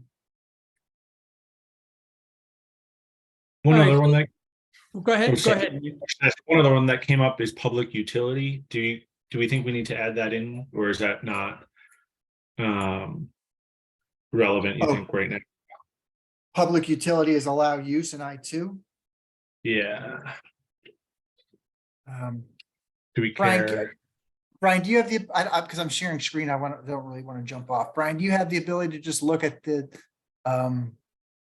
I-2 table and see if that's or was listed, or is that left off? Sure. I'll just jump down to the next one. Well, before you do, Steve, let me ask the members of the commission whether it would be acceptable, or does someone have a reason to do something other than approve these as additional uses? I mean, is there anyone who doesn't think? I have that- no objections. I agree Neither with, do I. I agree with Tammy and Richard's comments earlier. So yes, no objection. Okay, And Same on my end. let me, I had one. I was gonna make comments on the industrial one changes. Are we gonna talk about that afterwards tonight, or are we gonna talk about it later? Yes. yeah, we're going to talk about everything, Steve. Yeah, because based on technology with me, I don't want to have my my cellular phone coverage knock out. So I'll just wait for that. Okay, I'm gonna keep my ears open. Okay. okay. Are we then all in agreement that these can be additional uses that the commission can support? Well, are we taking, as We're long not as the voting, are we? property abuts the water off? What's that, Richard? I said, are we removing the language as long as the property abuts the water in boat storage? That language makes a lot of sense to me. Why would we take that off? For all of the reasons that I said about boat storage being supportive of marinas. Yeah, you could have boat storage 2 blocks away from the marina, 4 blocks away, and they tow the boats there and store them.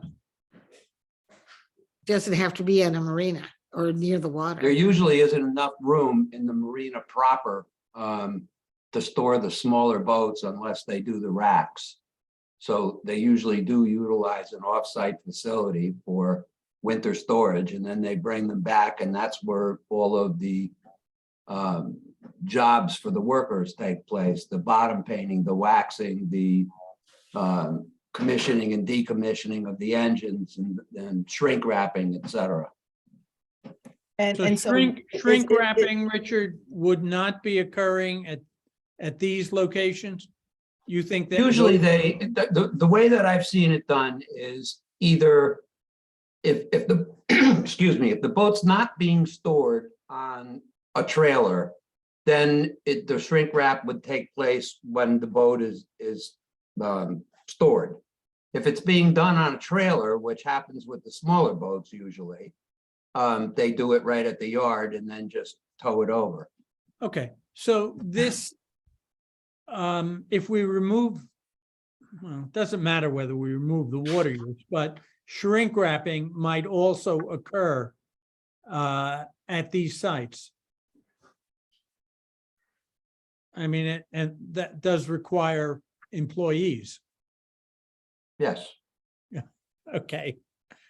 And is there a height restriction as to how high these boats can be hoisted? That's a good question. I don't know that one. There's nothing, I don't think there's anything in the city ordinances or zoning regulations that regulate how high the boats can get stored. I mean, sometimes I know if you go out to like, and it's a different area, but Gardella's marinas, those boats themselves, some of them are really high. So even without stacking boats, they're tall. I really don't see the point in creating an impediment for any marina business, any water dependent use. I think Norwalk is taking over where Stamford kind of pushed out a lot of those. And I think we are poised to be the premier waterfront marina use place, city, whatever, in Fairfield County. And, you know, halfway in the middle of the county. So I would say I would take out that language. Well, how do we? It has to abut the water. I have no problem taking the language out about the water, but I have some concern about the storage of sailboats. Because the masts rubbing against one another. No, you take. If you're ever down by Gardella's, it can be very noisy. Lou, you take your mast down when you store boats, generally speaking. My husband had boats for years. They take the mast down, you know, so. What if we were to simply include that language? Remove the word about abutting the water, but indicate that with sailboats, they must be demasted. No, this is getting, I don't, yeah, it's just getting ridiculous. If it becomes a problem, we can deal with it then. I don't see it being a problem. I mean, it is noisy when you're right next to them, but not very, you know, you're not very far away. Well, I can be at the beach and listen to the Gardella boats. Again, if I had a house. Well, I don't think they're going to be dragging sailboats around the city, you know, that are 40 feet high with all the bridges beyond the waterfront properties. I don't see that even being an issue. The uses too, they'd be via site plan approval or special permit. So you could always, you know, if you're concerned about that, condition that as any approval. Okay. Yeah. Then let's go back to that original change. We take out abuts the water, but these additional uses are acceptable to the members of the commission? Yes. Yes. Yes. Yeah. And to answer Mr. Cantor's question, the public utilities is currently excluded from I2, but it is allowed in the RI and the I1. So if you wanted to add that back in, we could include that as well. I don't see any harm in public utilities for, you know, they probably occur, and that's a pretty wide definition of what a public utility is. If you think about water tower, or all those kind of things. Or solar. Could be, yeah. Or windmills. All right. I would Steve, put it back in or propose to put it back in. let's get past this and move on to the next group where we can talk about that as well. Sure. And so the last couple on the use side, and before we get into like the more clerical end of things, one was related to office use, because if you recall from the study itself, the kind of the main intent of the study was to ensure that there was adequate area land mass and building typology available for these potential commercial uses that could go there. But we have a couple of scenarios where you might have an existing historic building that has office use already on the ground floor. So you don't want them to, have to like remove any of those office tenants. Or do you want to allow some flexibility for having ground floor office use, or would the intent be to just allow the office use to be supported on like a second floor, for example? So that was just kind of like more of a clarification. Wanted to get the commission's kind of barometer on that before we finalize that language. Wouldn't the office use on the ground floor gradually be removed as time goes on, because non-conforming uses are all right as they exist? You just don't lease new spaces on the ground floor for office? Wouldn't that be the result of excluding office uses on the first floor? It's very possible. Yeah, I mean, there's probably a whole set of scenarios with that. And has retail space been considered into this scenario? Well, we kind of were, has been this kind of shift to this kind of hybrid business where they have showrooms, some showroom space there. If you have like a kind of, whether it's a manufacturing / warehouse, it's kind of a hybrid, like a showroom, of all those kind of uses. It's not one specific thing, but it's almost like a mix of 4 or 5 things. So I would recommend doing something where it's as flexible as possible. Okay, thank you. So Steve, this suggests that it's multiple companies in the same building, and that one might be an office use and one might be more of a manufacturing use. It's not the office for the manufacturer. It could be either. Okay. And then is there any, we had that application before us over on, I think it's 77 Water Street. I might have the number wrong of the building, but it's all apartments up above, and it started out as office down below, and now it's turning into, well, they want to turn it into residential. So could this potentially be turned into residential as well? The way we're defining this? No, the regulations don't allow the residential. That's a separate use in the industrial 2 zone. That's not allowed on the ground floor. Okay, thank you. I support this exemption for existing buildings for sure, because there are some existing buildings like on Chestnut Street that have office space on the first floor. It shouldn't be a burden for them. I think it's a simple request. Now, Steve, is this where we also put in utilities? Well, yeah, you could. So I think the idea would be, if you're having a public utility, would you want that to be a special permit use in the I2 zone, or which might make the most sense, or would you look at, a site plan use? I think public utilities can be quite controversial. I think it makes more sense for it to be a special permit. I would agree. Are you talking about like big transmission wires, or what are you talking about? Utilities, SNEW opening a new office, or power lines? I wouldn't say power lines, but I would think of some like more like it could have, I guess, power lines associated with it, but it'd be more of a, facility where they're generating or doing something along those lines. Transmission type things like they have out on Manresa, or like by the South Norwalk train station, that type of thing. Yeah, or beyond just electrical generation. But like if they had just their office, we would just consider that office. It would be not, just because they're a utility doesn't mean it's treated different than any other office. I would tend to side with the special permit for something like that. If it's not an office use. Yeah, I mean, they may have an associated office at that site that's supportive of the operations, but that's kind of custom. But to be Right. clear, right now, it's not even permitted at all. So by special permit, we're Right. adding, yeah, I would agree with that. All right, then, is everyone in agreement that these items are acceptable within the new regulations?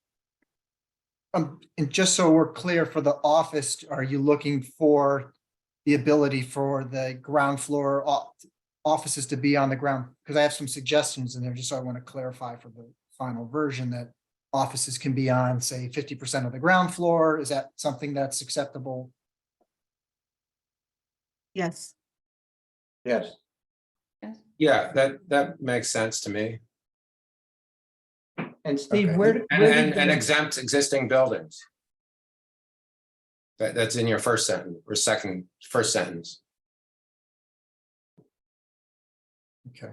Second And then sentence. also I'm sorry.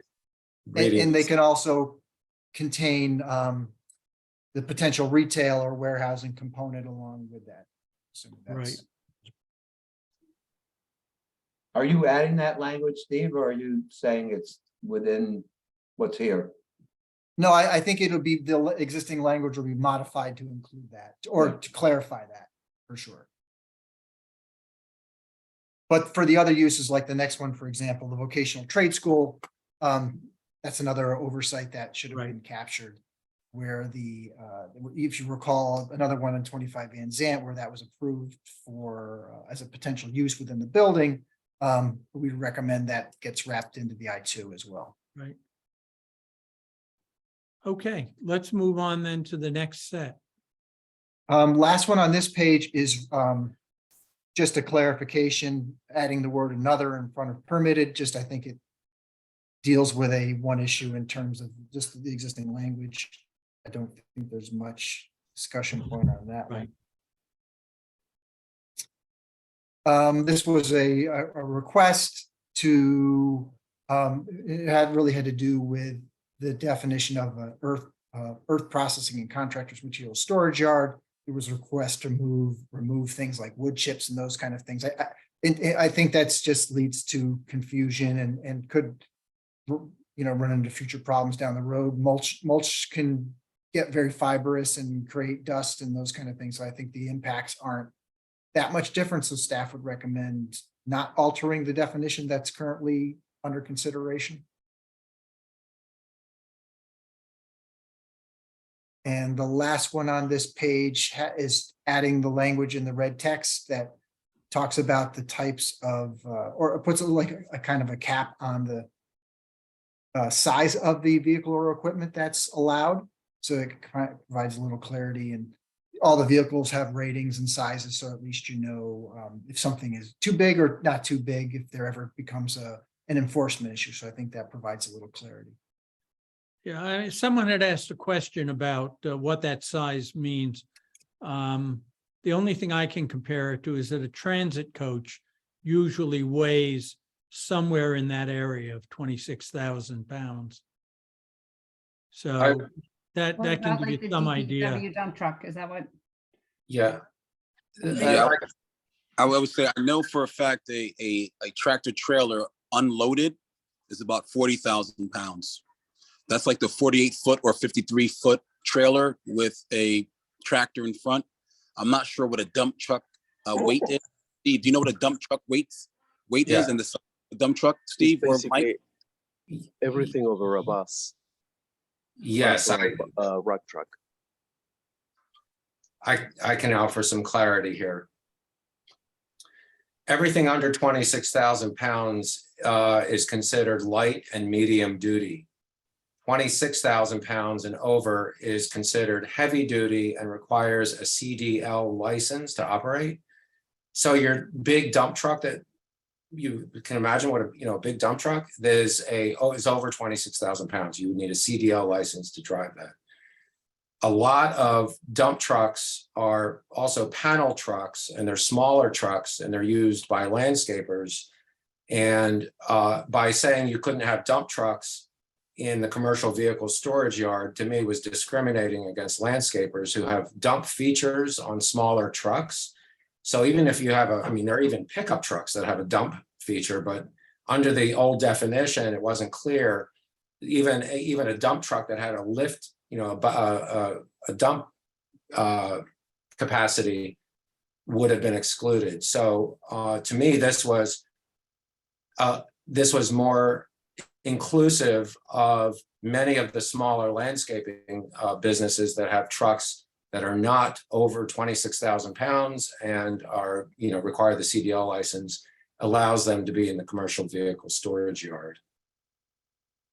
So it's already a state definition based on medium and light duty trucks versus heavy duty trucks. That's where that number comes from. So I hope that. Well,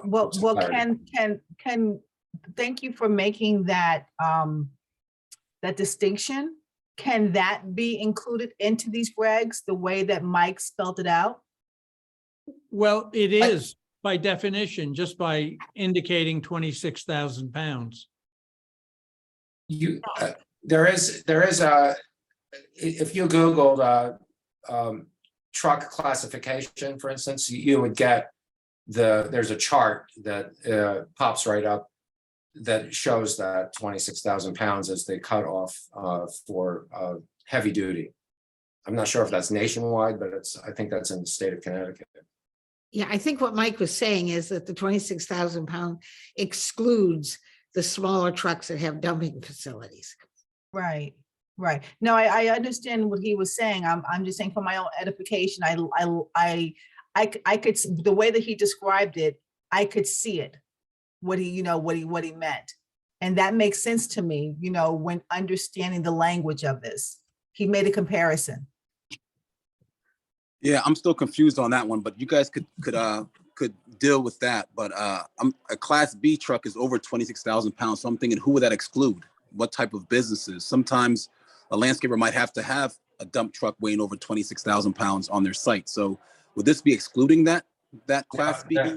No, this is just for the commercial vehicle storage yard. I'm sorry if I'm answering for staff.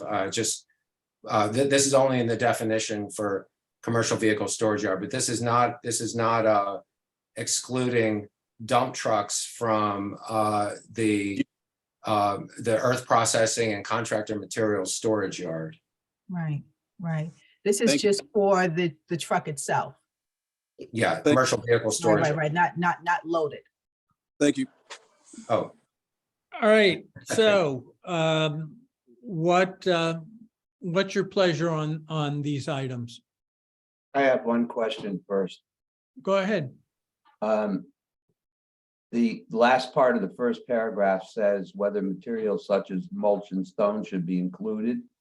I was confused when I read this because when I was looking at the paragraph before, it says such as topsoil, fill, concrete, gravel, etc. And I kind of look at mulch as sort of like wood chips and stone as masonry material. So I just wondered why they were separated, especially with the word such as describing the list. Such as doesn't usually mean only. There was a request to exclude mulch and stone from the text above. Oh, this is to exclude it. Yeah, Oh, there was a request and staff didn't, our opinion was we should leave the definition as is. Agreed. Okay, I sorry. agree also. Yeah. Yeah, I agree. Can someone explain the thought process behind excluding mulch and stuff?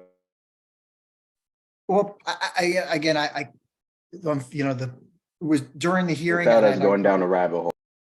I can probably do some of it. I think the rationale cited was sometimes landscapers might just keep some mulch or something or smaller piles of things. Our bigger kind of concern is that those items still generate dust and noise and lead to the same impacts that, you know, a typical topsoil operation might have. So we felt it was easier. And then also from an enforcement standpoint, for us to have to go out and say, oh, okay, he's got mulch, that's okay, but he's got dirt, that's not okay. It's easier to just kind of keep the everything in the same kind of bucket. I agree with that. When you said should be included in that definition, I didn't realize that you meant somebody was asking that it be excluded. Oh, sorry about that. Yeah, I could have clarified. No, it's just me. That's how I read it. Might be wrong. So are these items acceptable as well? Yes, to me. Okay, Yes. I'll abstain to this one. okay. They're okay for me. Thank you for the clarification. Anybody else? All right, Steve, what I'm hearing is there seems to be enough people agreeing on this to move it forward. Okay. I think I got a repeat here. That's actually good. So one less thing to discuss. I think we addressed the second one as well, and I actually think we addressed the third one as part of the definitional office. So unless anybody has questions related back to those, I think we've already addressed allowing those as part of the ground floor use, and then the commercial vehicle storage was unfortunate. I repeated that. Right. But you can get a second bite at the apple if you so choose. All right, let's move on.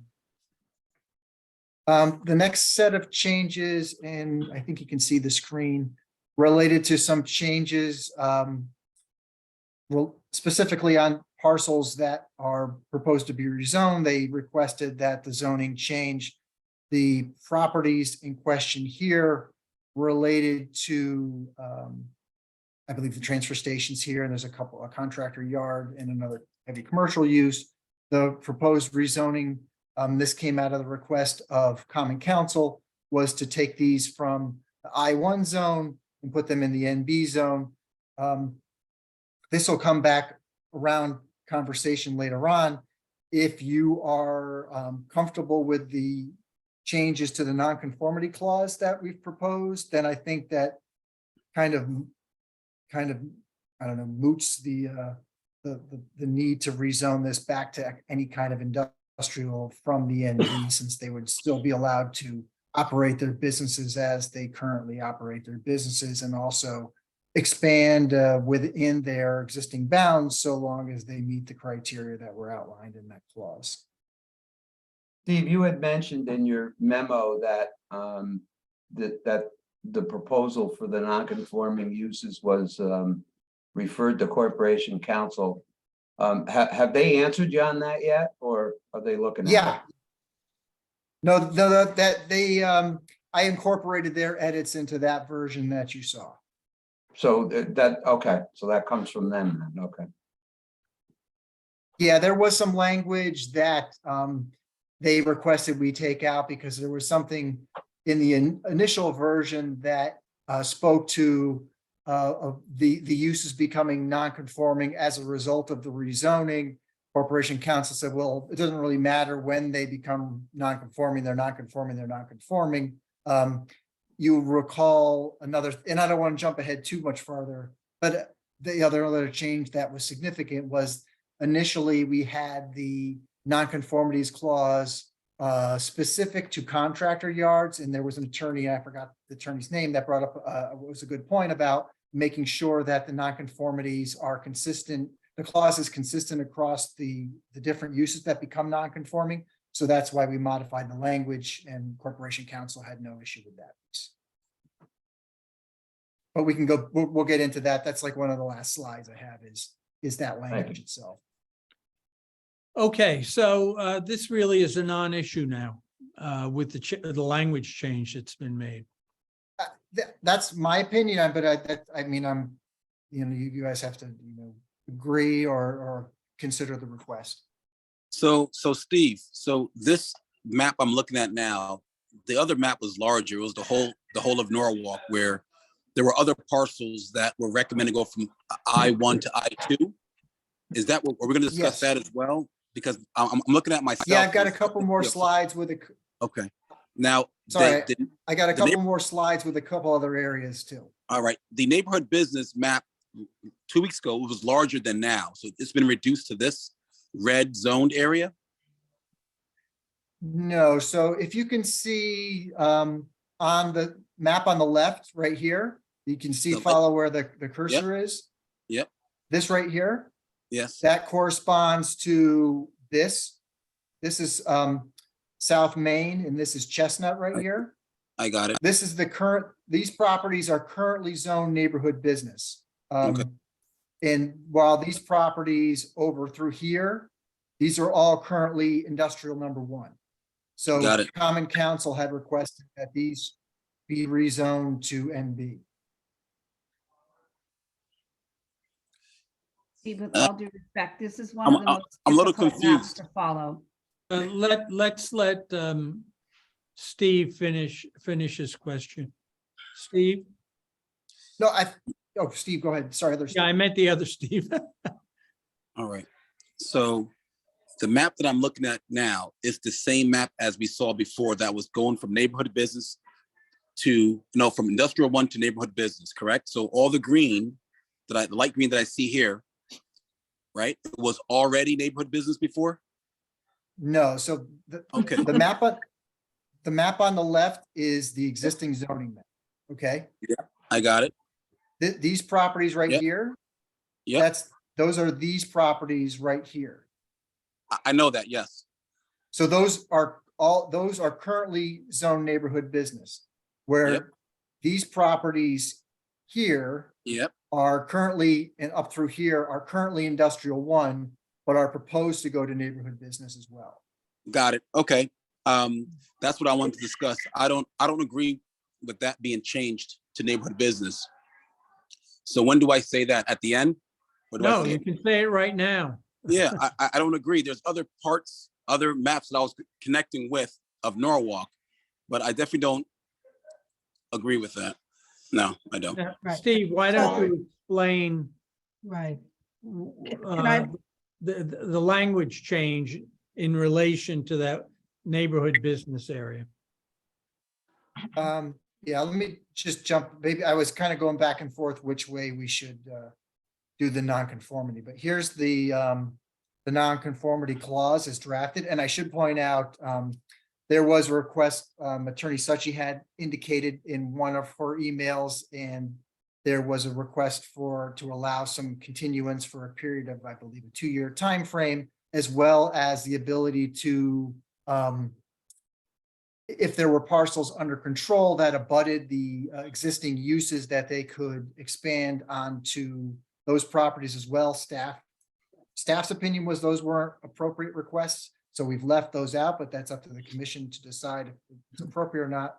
But this is the nonconformity clause, which I think, as we discussed a couple minutes ago, gives those property owners flexibility to not only work within their existing site, say they're, for example, they're a contractor yard, they can move materials in and around their site on whichever part of the property they'd like to move them. They can repair and replace buildings and improve their properties so long as they're consistent with the zoning regulations. There are a couple of items we added in there in terms of if they're get close to a residential zone, we've increased the buffer to 10 feet, ensuring that there's the proper vegetative screening, requiring any of these expansions to come back to the commission through a special permit process, which, as you know, automatically triggers notification to the neighbors and a public hearing on those items.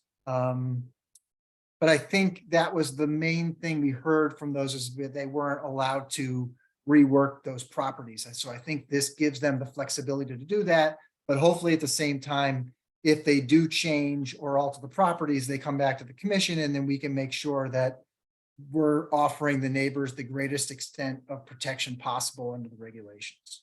Okay. JJ, you have your hand up? Yes, I do. Thank you. So I was wondering if you can, I mean, throughout this regulation, and I think that it would be helpful for us to see a Google, shot of what this neighborhood looks like and what you are proposing, because that map where you have it isolated in red and then you have it isolated in blue, it's hard to, I mean, I live in this area, so I know exactly what this looks like, but other commissioners don't. So would it be possible for you to provide some sort of visualization so this way we can see the difference between the new business and the I-2 and the I-1 and the I-1? I mean, I could pull up an aerial image of and show you the properties in if that's Yeah, what you're because asking. I think that would help. That would aid in decision making. Do you want to do that specifically for the area we were just talking about? I'm just want to make sure I mean, do the other commissioners agree with me? Yeah. I don't- I agree that that comparison map with just the white background and the red lines, and then the colored one to the side, to the right, it's not the same scale. So it doesn't feel like you're looking at the same thing. And Right. I've driven around and looked at it pretty carefully, so I'm getting a lot more familiar with it, but I think it was a very tricky comparison. Right. Well, the red line was confusing too, because Yes. that really didn't mean anything on that drawing. I think that was, might have been one property owner, maybe, I'm not sure what that red line was. That, crossed Merritt Street on both sides. So That was right. confusing, so I agree, anyway, I'm saying yes, JJ. Thank you. Yeah, JJ, I know the whole landscape. That's why I'm saying to myself, it's just one of those situations. I don't know what So the red line was, I believe, representing, so we had proposed to rezone that from industrial 1 into the neighborhood business zone. The specific property owner had asked not to go into neighborhood business and to go to I-2. So it was just, the red line was selecting those properties that would go rather from neighborhood to neighborhood business to I-2. Got it. Right. And But in go turn, ahead, we I'm sorry. decided to change everything else from I-1 to I-2, to be consistent with that one property owner. What? I'm sorry, Stevie, I didn't follow you there. I didn't follow that at all. Yeah, because there's other, we were looking to change other properties from I-1 to I-2 in Norwalk, Right. which is not in that corridor. That's completely different. That's isolated from this property owner, correct? Yes. Yes. Okay, just want to make, Yes. okay, all right, thanks. So here's the area in question. And I can pull into a street view if you think that's helpful. Could This you, is could you- south. Sorry, go ahead. could you zoom in? Yeah, I won't capture the whole area, but I can zoom. So here's South Main. You have a mix of uses through here, whether they're commercial or residential, but it's broadly residential on the east side of the road, right-hand side where I'm kind of pointing at the moment. And then it's a mix as you move south. So we're now turning onto Bell Ave. So here's Chestnut Street where the brewery is, kombucha tea and some other uses that's kind of been redone. Smilo's up here. The properties where the requests came in were really through this area through here. So you have the transfer station, kind of a contractor yard through here. There's another contractor yard on that side of street. So this was the broad area. So when this went through, so if you can try to remember that like reverse L, this whole side right through here is all currently zoned neighborhood business, this whole piece through here. And so neighborhood businesses allows a mix of lighter commercial uses as well as residential and service business. Whereas this area currently, this area then driving up further north is all currently zone industrial 1. The initial proposal was to keep this and this all industrial number 2. Common Council had some concerns about this area and felt it was be more appropriate to have the area rezoned to NB. So that's the package that was delivered to the commission for consideration. And as you'll recall, at one of the hearings, property owner, a couple of, I think one gentleman who owns a couple of properties in this area had requested that they go not, that you not rezone these to NB, but rezone them to I2 instead. If that makes sense. Right. So just for clarification, across the street from this contractor yard, I know you can't see me pointing at it, but that's the neighborhood, that's the brewery, right? And that Right has here. a, right, and that is neighborhood business, correct? No, right now, this is industrial 1. Mm-hmm. This is, on this side is industrial 1 as well. Mm-hmm. So these are all this, currently, this is all the same zone, but the proposal is to take this into industrial 2 and then, oops, sorry. And at the request of council, this was at the present time proposed for neighborhood business. But as I mentioned, the property owner had said, can you make us I2 and not I1? Right. And so what is the argument for the council wanting to designate it as new business? They had concerns with, and I think a lot of it stemmed with the vehicular traffic that comes onto Chestnut Street. You did get a letter from the side-by-side school in support of leaving it as I2 or industrial. So, you know, but that's the idea, is that as you travel up Chestnut Street and you get closer to different, you know, the uses change where it's more residential, and then gets up towards, you know, train station, and also the school. But then as I mentioned, the school had commented indicating that they prefer the change not occur. So that's kind of your decision to make on those properties there, what you feel. But Steve, am I correct that the language changes we've made pretty much address the concerns of that property owner? They do in one regard, in the regard that the existing operation of the business wouldn't be as impacted with the change. I think you could make the argument that the uses that are there now are more in keeping with an I2 than they would be with NB. So that's the flip side of it. Yeah, we also, 2 meetings ago, we saw some of the other neighbors, 147 and 149.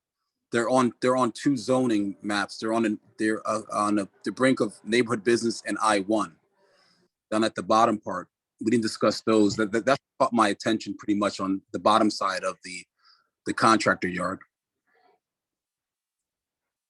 I can speak briefly to those these two. two. Both those folks have applied for permits for essentially, so the front half of their property is neighborhood business, the back half is industrial 1.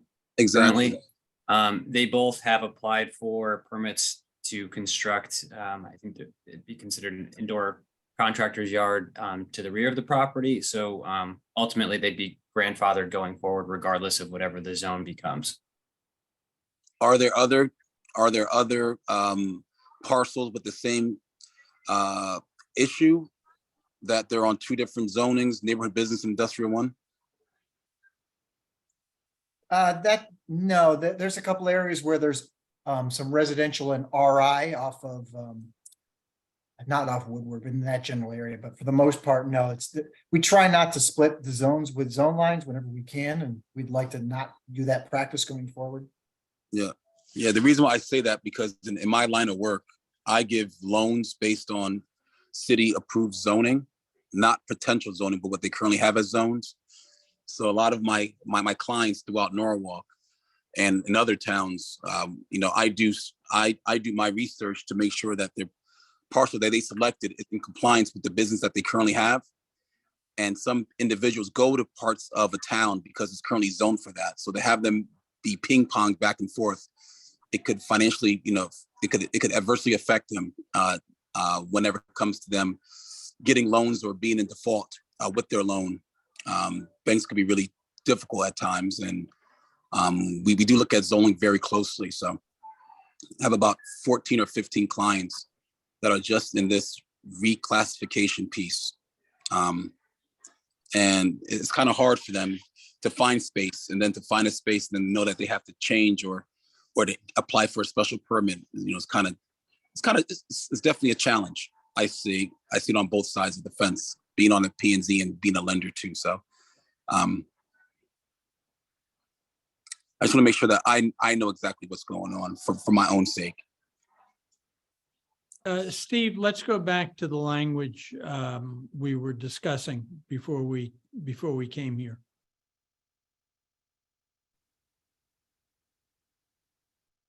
Is that, can you see that? You need me to blow it up at all?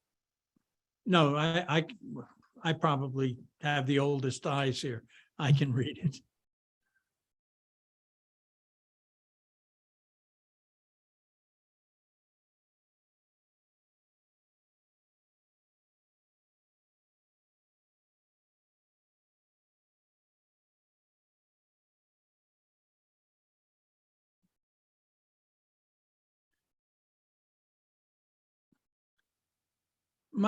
My concern here is if we go any further with this language, we don't really have any zone changes. So that, I mean, I can support this, but I'm not sure I can support anything that is less restrictive than this. I agree, Lou. Yeah, I generally agree. And Lou, on that point, do you think this goes too far to the point of not actually implementing any change, assuming this gets passed later? I think you raise a good question. Steve, is the staff comfortable with this? I think stuff happens during, obviously during the middle of the process, the school site became an issue. Had that not factored into this, and that area either remained I-1 or certain uses were restricted within that zone, but it remained I-1, I would probably feel differently. So I think this is a compromise. It goes farther than I would have liked, which I think but I also understand you're also in a tough spot. When you hear the business owners and the property owners, testify about that, you have to have compassion for what they're saying. As I said, but I would have preferred it not gone to this extent. But I think the fact that the school site got located there really complicated things and kind of made us have to adjust to just the factors on the ground. But I agree with your sentiment that if it goes any further, it's kind of a moot point to rezone it. I think can you the share key more thing, about oh, sorry, continue. Sorry, I just have a question about something you just said, but I won't. yeah, the only thing I think the key next phase, if assuming the changes go through, is the city really needs to go about trying to market itself to attract the kind of businesses that the study envisions. So otherwise it may just sit idle. I mean, I think that's the next phase. And every property in the rezoned areas does not have an existing use that would become non-conforming. It's a percentage. So to say that we shouldn't even bother rezoning if we're going to protect the existing businesses, I think that's not an accurate statement, because you are still rezoning to follow the study and encourage the new businesses and the new kind of businesses while protecting what's there. This may be a compromise, but I think it's a smart compromise, because I think it was clear in the public hearing that a lot of the businesses that are there are essential businesses. And I agree with that. They're essential businesses to hundreds of other businesses, contractors, delis. I mean, there's a whole ecosystem of businesses that are reliant on what's there now. So you're protecting them with this language, in my mind, and also encouraging the vision of the study, which was to encourage the new uses that the zone change encourages. I hope that made some sense. So let me ask the same question I've asked about the others. Is this acceptable to the members of the commission? Sorry, Luke, can I ask one more question before? Sure. Steve, can you elaborate one or two more sentences on how the school changed the perspective a little bit in this? Is it because that area is now D, therefore it's creating less industrial sites in the city? Is it just trying to get the one more sentence there? Yeah, I for sure. I mean, that's one aspect, and I wasn't really referring to that, but yeah, we did take out a big piece of industrial land, but you know, there's also a big need for the school in South Norwalk, and you needed the space. And the problem is Norwalk is, you know, if not 90%, 95% built out, there's not a lot of land, especially in South Norwalk with so much interest and competing interest to locate the school. So that's the site that was chosen. I think the bigger impact was where it's located right across the street is where our heaviest industrial users are. So that, you know, that's where you had to adjust what the formula is going forward on what happens on that street. Gotcha. Thank you. And Lou, to answer your question, I think I'm in the same camp as you and Mike and others who've commented on. Okay. Anyone else on that?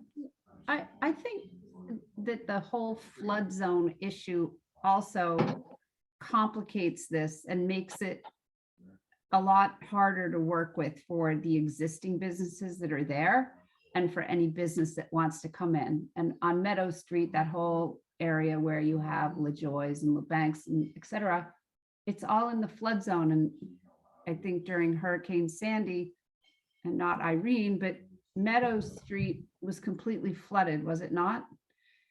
And so to have significant renovation, if you're trying to make the zone less industrial, for lack of a better term, it's going to be very hard for those businesses to just lift everything 8 feet up in the air.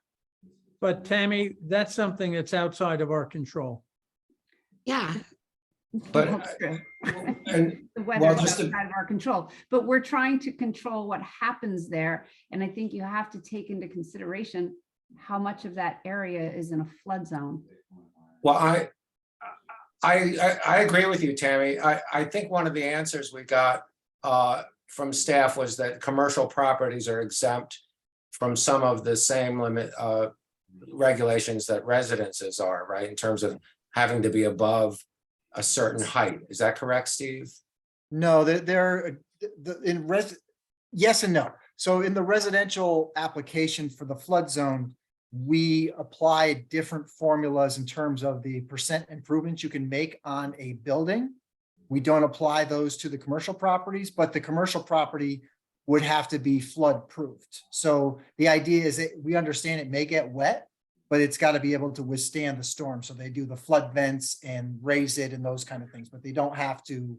They're in certain residential properties, you're not allowed to improve beyond a certain extent. Whereas if you make these properties flood compliant, so including the piles, which we did on the application on this very street, we did for the indoor rock crusher, they had to raise the piles to make them flood compliant. So it's a metal structure or something like that they construct. It's flood proofed and anchored, and they store the materials on top of that. Right. Yeah. So it's feasible. Steve, what about the transfer station? You know, everything that goes in there gets dumped on the floor. Are they going to have to comply to this too? Only, I mean, if they're going to build a new building, then it has to be flood compliant, unless there's something within because transfer stations are also treated differently in terms of statutory requirements.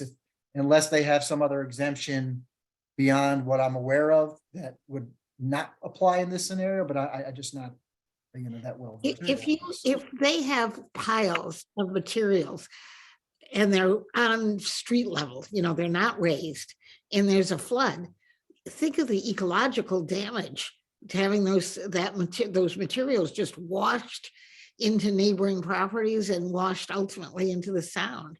Right. That sounds like a disaster to me if they're not flood compliant. The other part of that in, just for the flood part of it is if you're putting those items in the flood zone and they're not elevated out of the flood zone, you can always have a flood event that exceeds the height that we require them to be, but you're displacing that water elsewhere. You're not allowing that water to flow through. So you're actually raising the water on other levels by adding items into the flood zone. Right. Steve, I'm going to suggest we take a break at this point. Yeah, We've been at it over 2.5 hours. Yeah, before you guys take a break, I have to go because my battery's dead and I'm just gonna just not go with this one. Darius, if you could take my chair afterwards, is that okay?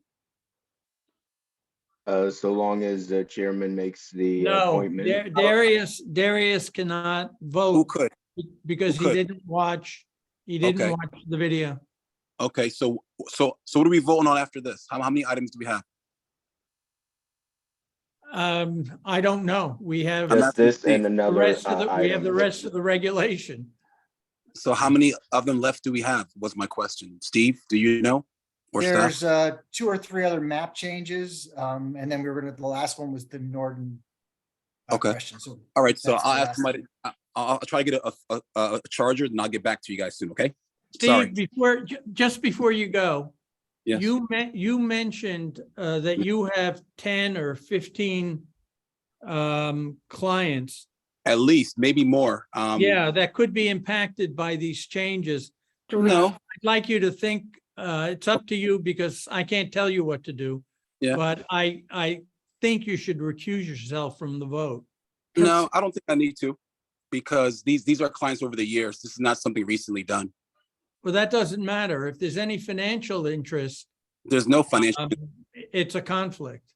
there's no Well, financial interest. Just said your clients would be in default of their loans, which they would not because of the, of the. Well, if I could finish, Aileen, these are clients that did loans with the bank that I work for. So when I say clients, I meant the bank that I worked for in the past and till now. And either way, you did say you did not, Yeah, because generally speaking, I just didn't like, I just don't go with that idea of having a all right, proper. we'll take the out with the recusal.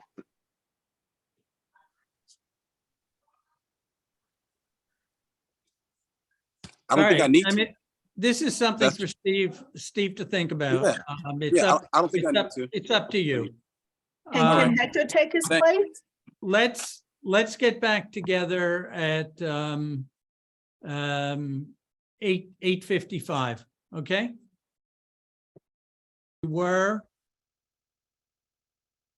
And JJ, you had your hand up? I did, thank you. So the language that Steve had when he was presenting, Steve Kleppen? Let's put that back up. Right.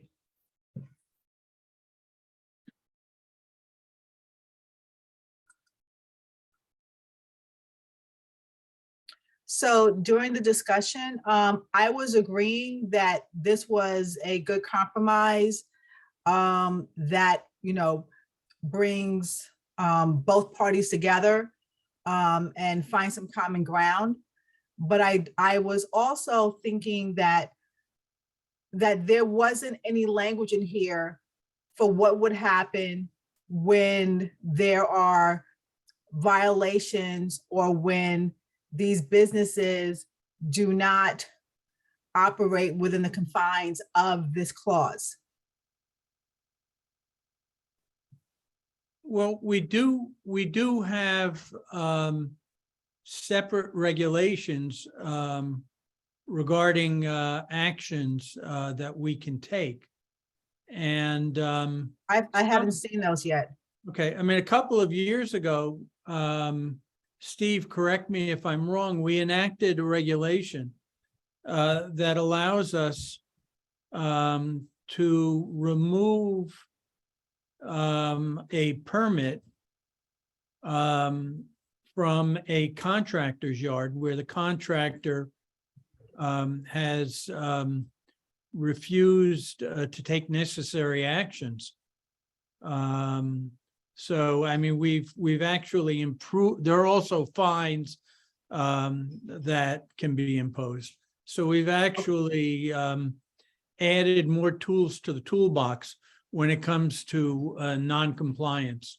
But those tools have not been presented, not in the last, five months to 7 months that we've been debating this. I haven't seen that.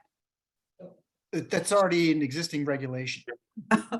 Well, so if it's an existing regulation, now this is being rewritten, shouldn't that also be part of the discussion?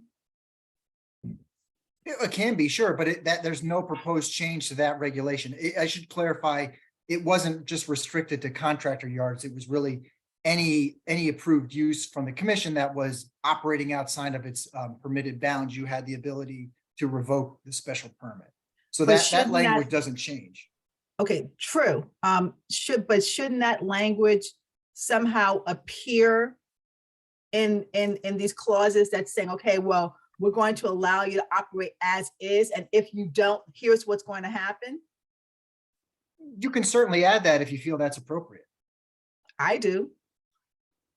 Well, be clear that one of the requirements for any application is a question asked at the end. I think it's the last question. Are there any zoning violations on the property?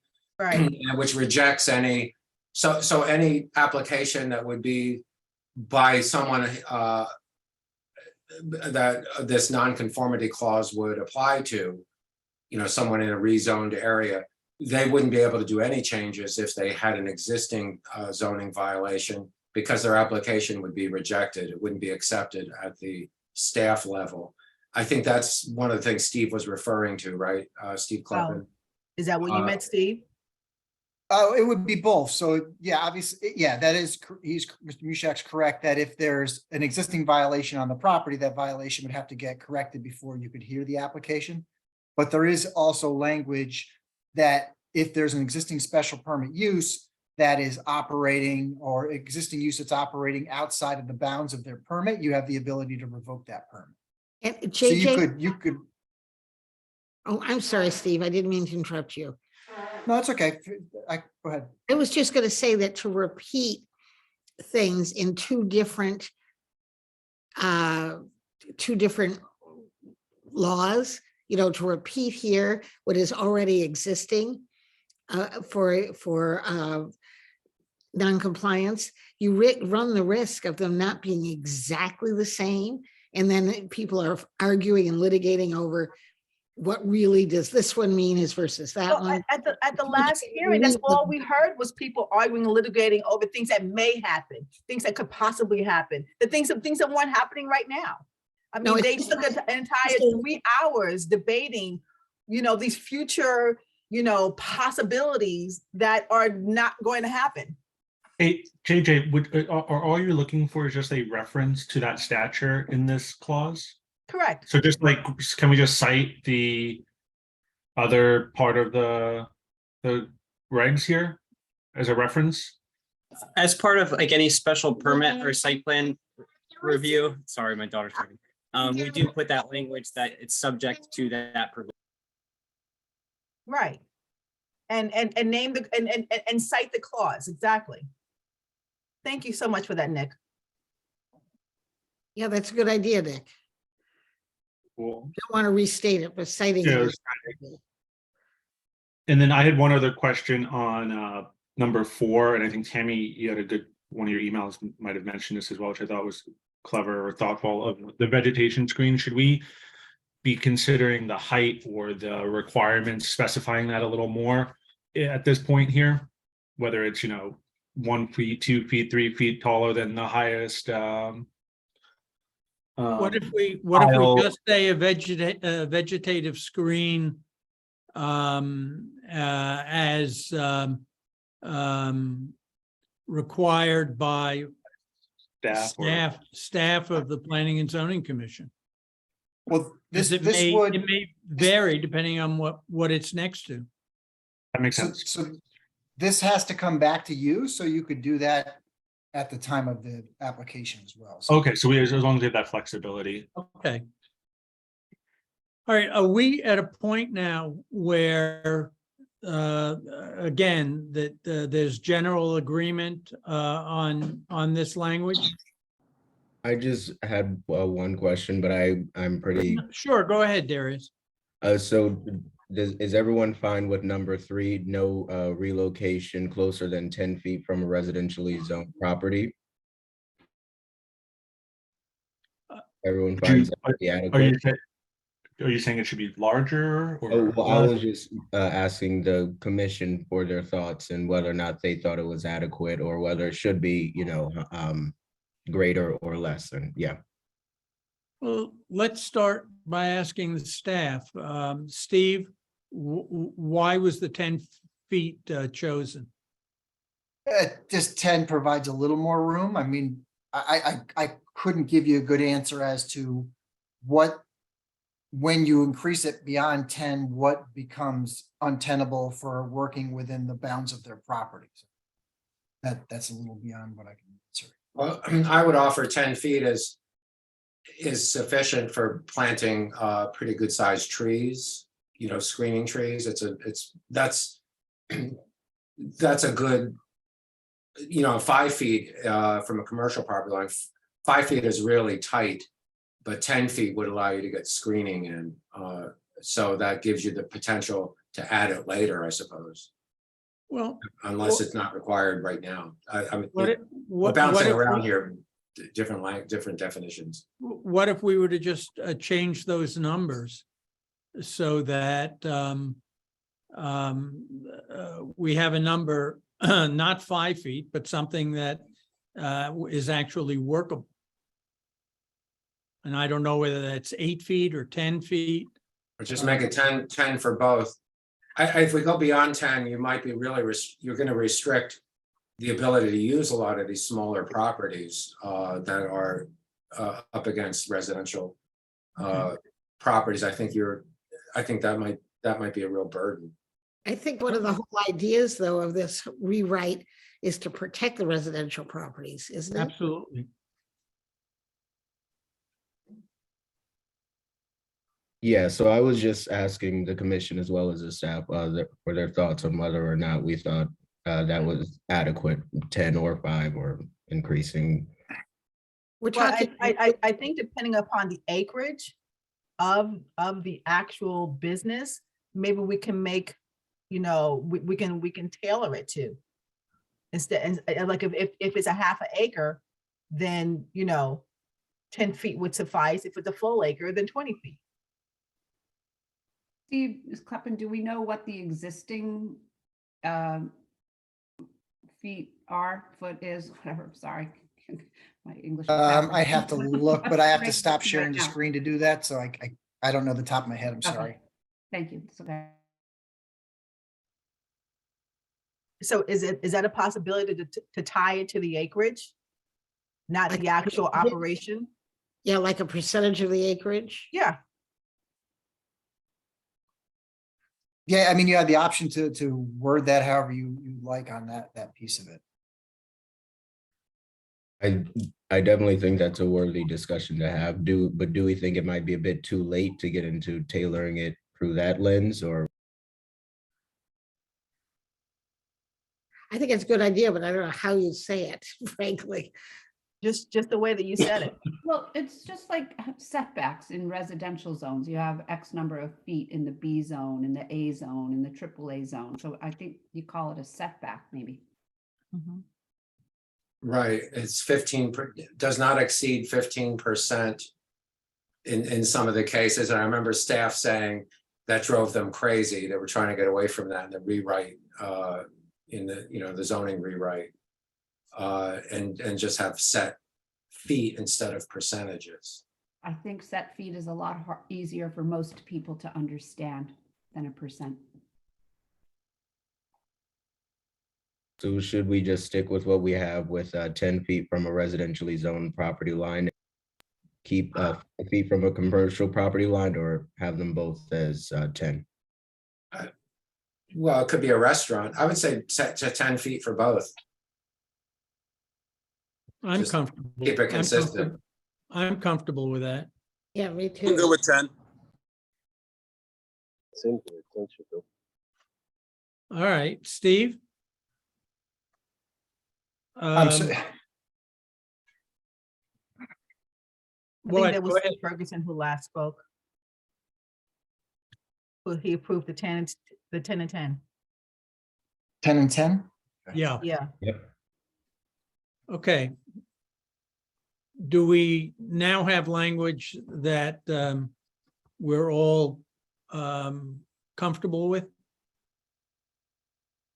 Yes, Lou, this is Steve. Want to make one comment. I read over everything in detail, and what I had in mind was what Steve Kleppen said, or Brian said, that if there is a non-conforming issue, the property owner could go back and get a special permit, correct? That's how it's stated now. All right, okay, okay. I like that idea, all right. And not to beat a dead horse, but the 10 feet, you would just say there's no relocation is closer than 10 feet from any property line. Right, Right. And then there's just get rid of all the other language. yeah. Right. Well, this has been staring at me and annoying me. Item 1, clearly flood zone is not a single word. It should be flood and then zone is a separate word.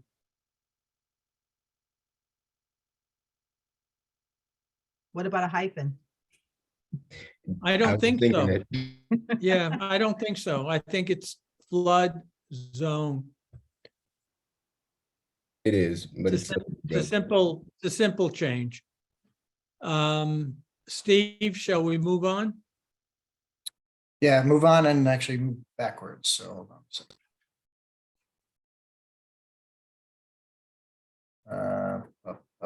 So we were here. I don't know, did we reach resolution on the question with the, I don't, We didn't get this far on merit, well, the oh, I'm sorry. I thought you were you slipped through the slide. I thought you were on Lexington Avenue. Sorry. yeah, I think we were still in mid-discussion on this and just got into the discussion of the non-conforming language and how that would impact changes to this area. So Right. the question still is whether you think, and I can pull the aerial picture back up if you'd rather work off that, but it was the Chestnut Street properties in question here in the red, whether those should go to I2 or stay in it as MB is proposed.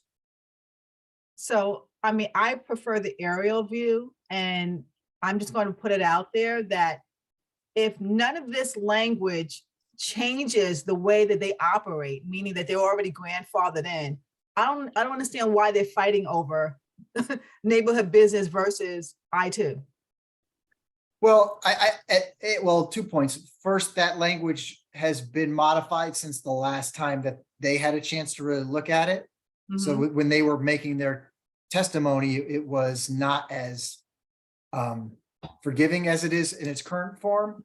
And I think that from their vantage point, from what I learned, is that they still feel that whether it's I1 or I2, the I2 still is more in keeping with what their businesses do versus the NB. Do they plan on expanding? They some of them said they had plans to expand, but again, at the flip side, a lot of these properties seem to have been in the same state since I started working. Because here 6 years ago. I know the strip of land. I mean, unless they plan on buying a couple of houses on that side, I don't think that's possible. I think we should go with the staff recommendation and leave it as it was originally proposed. And I have a question while this is up. Attorney Blank had mentioned the SSGD designation for the old trolley way, which is that long, narrow piece. Can we easily do that later upon application? They can ask for a text change and leave it the way it is, or do you want to do that now? Is this just? I don't think we noticed it correctly for that. I think we could handle that at a later date, probably as part of the broader zoning rewrite, and take care of it then, I think, or. Because then I think and I just want to say, I'll put on the record, they made a strong argument, even though they were talking about a future application, that they would have been restricted with current designation. And so, all right, that can happen in the future. I just, it's up on the map right now, so that's why I've thought of it.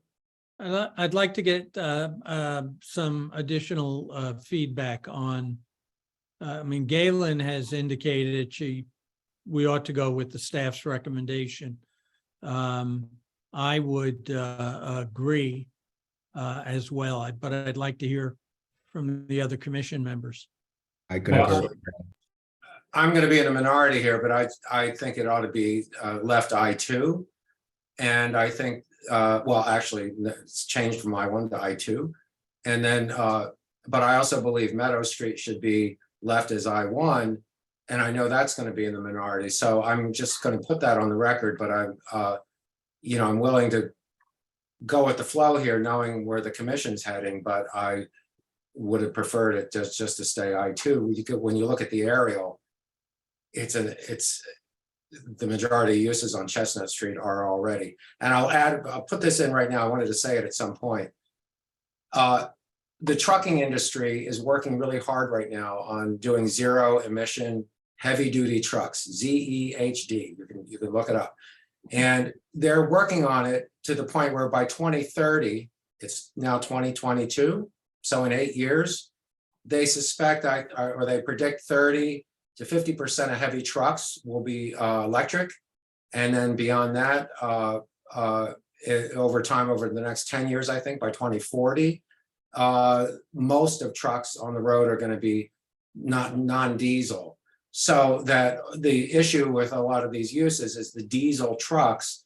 And if they're going to be zero emission, that eliminates a lot of the impact that they have on their, you know, the neighborhoods and the environment. So that's where I'm looking ahead. And I don't believe, I mean, I do believe that mixed use includes industrial uses in these areas. I know that's what we're trying to fix and clean up, but I would have left this as changed it to I2, but I'm just throwing that out there. I realize that's not going to happen. Well, why Mike- wouldn't we do I2? Mike, I'm a little more cynical than you. I don't believe that what they're talking about, they will find the will to do. I believe that to be, I believe it to be a goal. I believe it to be something that will eventually happen. But I don't think that's a realistic goal that they've set. I think that's a PR goal that they've set. We can argue over beers another time. Plus, I have the no other thing opinion is, on the trucks, it's but not I just agree the with Mike. emissions. It's not just the emissions that are the problem. It's also the fact that you've got these big trucks so that any kind of, you know, they're more dangerous to any kind of pedestrians. You know, like the big trucks that used to go around, you know, peeling down Rowayton Avenue. It wasn't as much the emissions as it just was the bulk of the trucks. And we're Right. talking about neighborhoods that abut residential neighborhoods. where Well, and the- especially on Chestnut, which is Yeah, narrow to begin with. exactly. Well, let's not forget that one of the main stakeholders on Chestnut, the side-by-side school, the director came out and in support of keeping the I2 designation. Yeah, but he said so- that right, he said that right after he talked about how he gets free plowing and other free services from Well, let's not, the affected guy. Let's So not I assign- frankly let's- discount that. let's not assign motives, please. No, No, he But said, you know what? I was actually a part of Side by Side for 8 years. I was on the board up until a few years ago. And I can see the support of the industrial piece because of the traffic. If there was a lot of residential units, the traffic would be diverted to harm, you know, the school kids that actually that walk across the street by their parents dropping them off. So I am kind of leaning towards what Side by Side said, but at the same time, I don't think it's because of free service from a local business. that's what he said. You know, every business that spoke against these regulations made a point of talking about all the free service they provide to the community. I don't want to discount the generosity of that. Right. But I don't, again, I think that's a way of gaining points. I discount the strength of that in making an argument. I think that being a good neighbor is actually something that we want to, we want more of. We want to encourage more businesses to do, especially in these areas that really need, that type of financial or, sweat equity assistance. But this street is a small street. I mean, it's just like a couple of blocks long. And it is, heavily concentrated with these yards and these areas that these companies have not kept up. I mean, it's pretty obvious when you drive by that, it's, the operations is most important to them. As if I was the owner of one, my operations would be, very, very important to me, first and foremost. But as far as, the curb appeal of what it looks like when you drive by, it looks like they just don't care.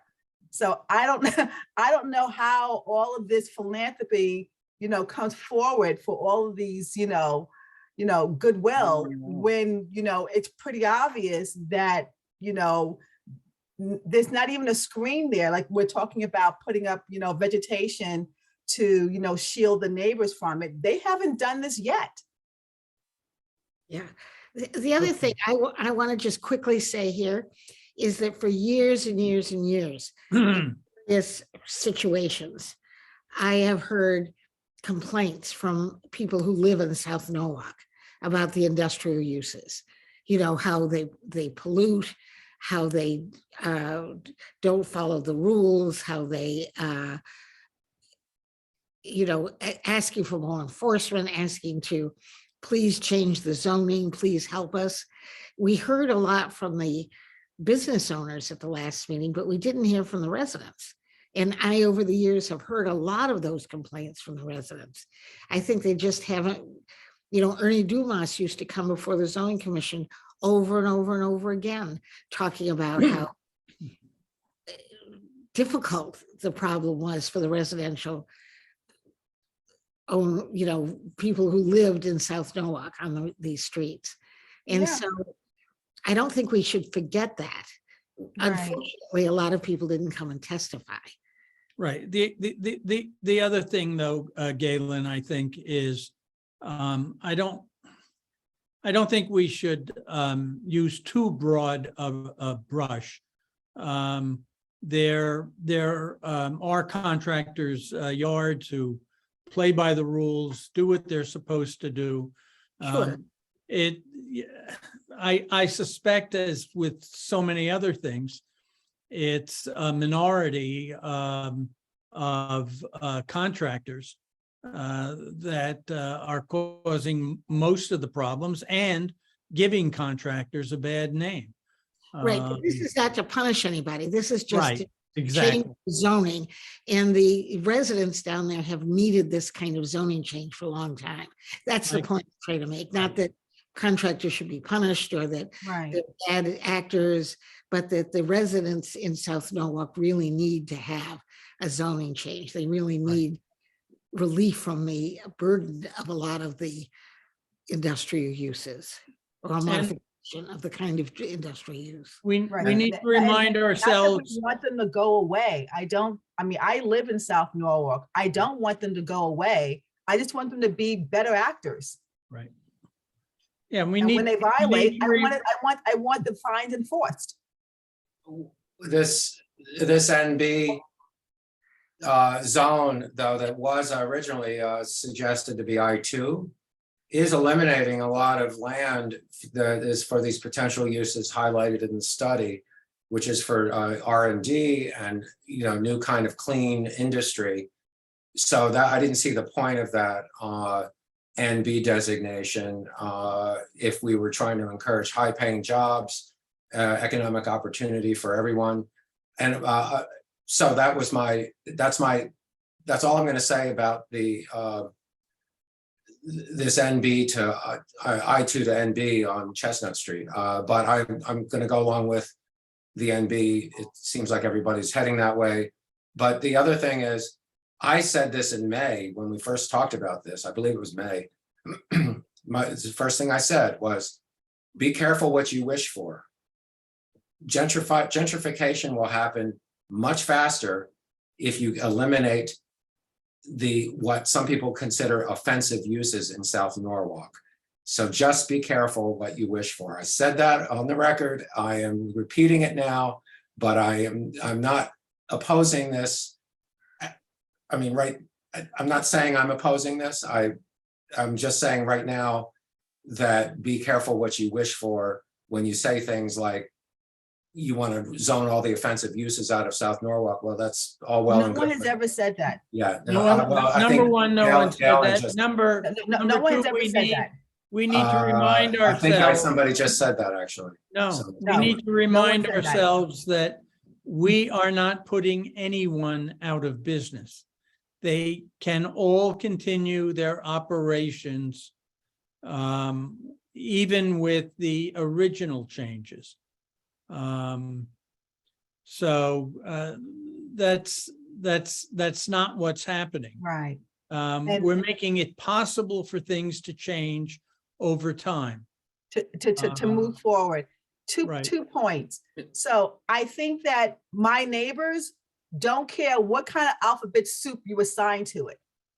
They want positive reinforcement. They want positive enforcement. They want positive change that's going to improve the quality of their lives. You can call it A1, B2, ZF, whatever. They don't care.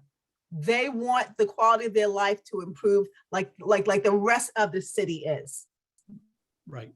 And to There your is- point, Mike, about be careful what you wish for. I mean, that's triggering for me because I wish nothing but the best. Darius, apologize. Had his you- hand up for. I apologize. I just feel as though cleaning up I wish industrial what use you is, wish for. no, there's going to be a lot of developers looking at land once the industrial uses are removed. That's all. Darius, you wanted to say something. Well, yeah, I just wanted to ask a question to everyone. Where do we go from here? Because I feel like we kind of went down a little bit of a rabbit hole of anecdotes and superlatives. So where do we go from here? Well, we're continuing to move forward with the language, and I was just going to ask Steve to put the next series of items up so we can discuss them. All right, Stephen, just direct me if I need to scroll down. Yeah, next one, down, yeah. This area is immediately, if you just scroll down a little bit more, Brian. I might need to shrink it, it might just be too big. This was brought up by a property owner off of Lexington Avenue. You can kind of see on the far right hand of the map, that is actually a piece of the property the city's purchasing for the school. So the proposal is to rezone that Hatch and Bailey property to D residence. The piece on the block, I should say, on Lexington Avenue between Hemlock and Knapp. We talked about making that into a going from neighborhood business into a smaller density residential zone. But in the one property owner who spoke said, I already have multifamily. There were several of the multifamily properties there. We took a closer look at it and we would agree that the change would be more appropriate to rezone that to D versus going to a lower density. So that would be the recommended change there. And what's permitted in D, Steve? D allows multifamily at certain densities, depending on how many units or how big the lot is. And Okay. so forth. So you're saving the affordable housing that's already exists there, right? I don't know if the change would impact it on that front. I think it's just more consistent with the existing uses and what's proposed to the east. Whereas the opposite side of the street, the west side, though the majority of those properties were single and two family, so the changes weren't as appropriate for that side. Okay, but you're keeping it, you're then keeping that entire area as residential. Correct, yeah, just one of them, the east side between Hemlock and Knapp would allow multifamily versus just maxing it out at like two family. Mhm. And it decreases the non-conforming uses that are created. Yes, definitely does. Does anybody know if the school has been designed and where they plan the entrance and exit for the No. school to be? I don't believe it's been designed yet. No, not yet. It might make a decision, it might influence the decision on what you do on Lexington Avenue, because Steve Kleppen just said the city is buying some little piece there. I'm wondering if they're doing like Wegmans and buying up somebody's residential property to get a driveway entrance onto Lexington Avenue.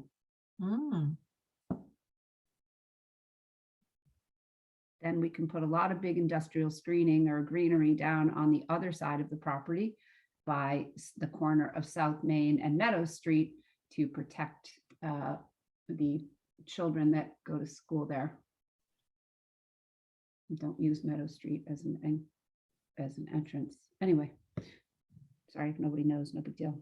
Steve, what was the schedule to be before the school was determined to go there? Oh, prior to the school, that area as well as the properties on Meadow were proposed to remain I-1. There were changes proposed within the I-1 zone. So some of those uses very well were proposed to become non-conforming anyway, but they were going to remain, it was proposed to remain I-1. Okay. So, what do the commission members feel about this? I'm not sure what we're voting on or what the language is, Lou. So this The staff would block recommend here, changing Tammy? the zoning parcel, yeah. Yeah, so this block here was proposed to go from existing neighborhood business to C residential. Mhm. And we're now proposing to go from neighborhood business to D residential instead. Yeah, okay, thank And you. across the street is Thank C. you, Brian. Yes, C will Correct. be on the Yeah. west side of Lexington. Okay, so it's more intensive housing, but Mhm. it's housing. To reflect what's there already, which is multifamily, not two-family. Yeah, Right. and Majority. the change from neighborhood business to D is not any increase in density. They're the same densities for Right. residential. So I agree with this. Robin, yeah, I'm okay with it. too. Alright. People say- Feedback from others? No, I agree too. Yeah. I agree. Okay, as I do. All right, let's move on to the next item.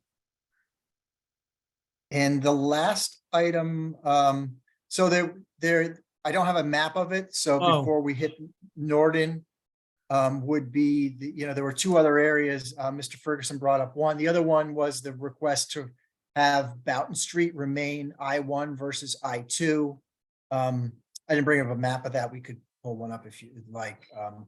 That, as I mentioned before, that the staff and the consultant felt that area should be downzoned because of the narrowness of the streets, but we can talk about that. And then the other one was Mr. Ferguson raised was on the other side of the Hatch and Bailey site for where the I-1 uses currently are.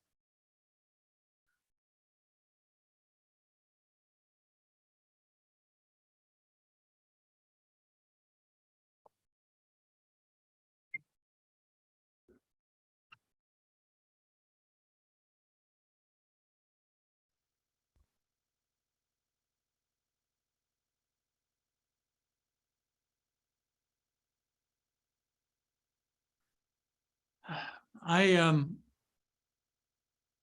on Boughton, Boughton is awful. It is. Yeah. I mean, I think the last time I went down Boughton Street was when the Blue Moon was located there. Well, my feeling on that is Boughton should have stayed I-1 because it's right up against the railroad tracks. Historically, that's where the heavy industrial was located because they had access to the tracks before interstate highways were built.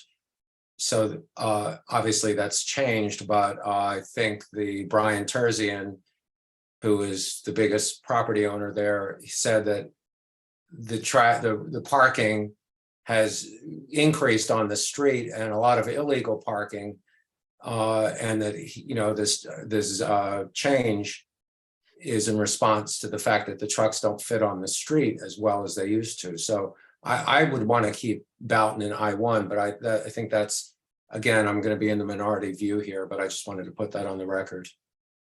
Well, Mike, if I could agree with that, Mike, I was thinking the same thing because along the railroad on East Norwalk, where Winfield is, it was recommended to go from I-1 to I-2, and I'm thinking I-1 should be good on Winfield like it should be on Boughton. Oh, no. That's my actually thought, Galen. I mean, you say, oh no, what do you mean, oh no? Oh, I just disagree. I forgot my video, Okay. We say, oh no. We say, oh no. I disagree. All right. What do you disagree about? From other members? I agree, it should stay I-1.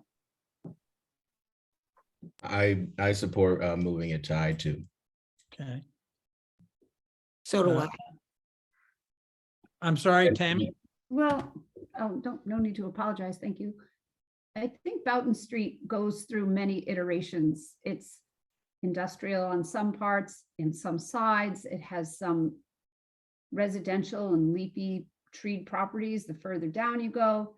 And it's a very tricky street. And while I don't like to microzone things, I mean, there are some existing businesses there that have been there for a long time, and there's some new investment in residential up by the corner of Low Street, or sort of as you go down that steep hill. I think the buildings were way oversized for the lot, but that's okay. That's a done deal. But you know, it's trying to be something, but it's too many things. It's heavily apartments and a lot of density of people right at the beginning, and then the road is really narrow. And as somebody that spoke at the public meeting, you know, people parking all over the street, so it's difficult to get by, and especially more so when you have all of these big dump trucks. But those businesses, they've been there for a long time, and you know, they are serving a purpose. I don't understand. It to I-2. Carve out part of it and make it on one. Wait, hold on, Darius, let Tammy finish, please. I'm sorry, I think it would be beneficial to just carve out that one part and leave it as I-1, because they're already there.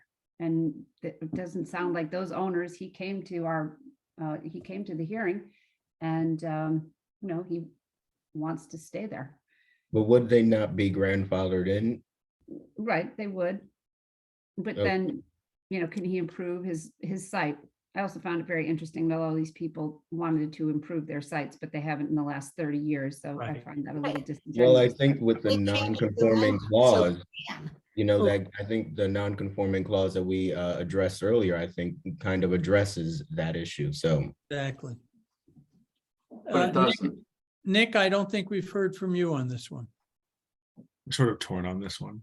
I don't feel that strongly either way. I can see both sides on this one.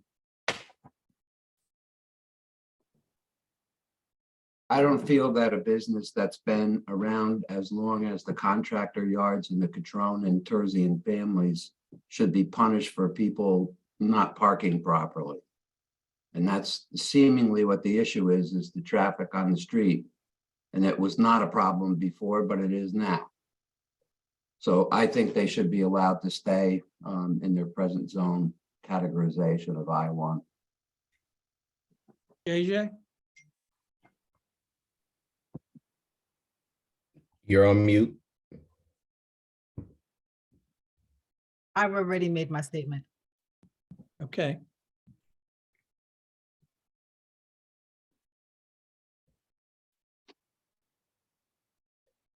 So where do we go from here? Well, we seem to be in agreement on almost everything else. Maybe we ought to just take a vote on this. Unless, Steve, you think there's some compromise. I don't have one, sorry. Outside of where we're at, I mean, I just want to make sure before you take any action, you know, you've gone through each issue. Make sure there's clear direction. I think most of it we pulled in, but if the map changes themselves, anything else we left off that you want to go through. Well, Lou, you were asking to be clear about a vote on just the Bowden Street I-1, I-2, not the entire package, correct? That's right. Well, actually, my sense is that we seem to be in general agreement on the rest of the package. We still have Norden to look at. Oh, no, I know we're not. Oh, I know okay. we're not. Okay. I know we're not finished. And I think Meadow Street should stay I-1 and not I-2, but again, I said earlier, I'm in the minority on that, I know that, but. Yeah, well, on you know, this one, that was- on this one, you may not be. Yeah, And, you know. And well, I'll make a motion to vote on leaving Bowden Street as I-1, and we'll see where it goes. okay, I'll second it. okay. I think we probably ought to do a roll call. Who's seated?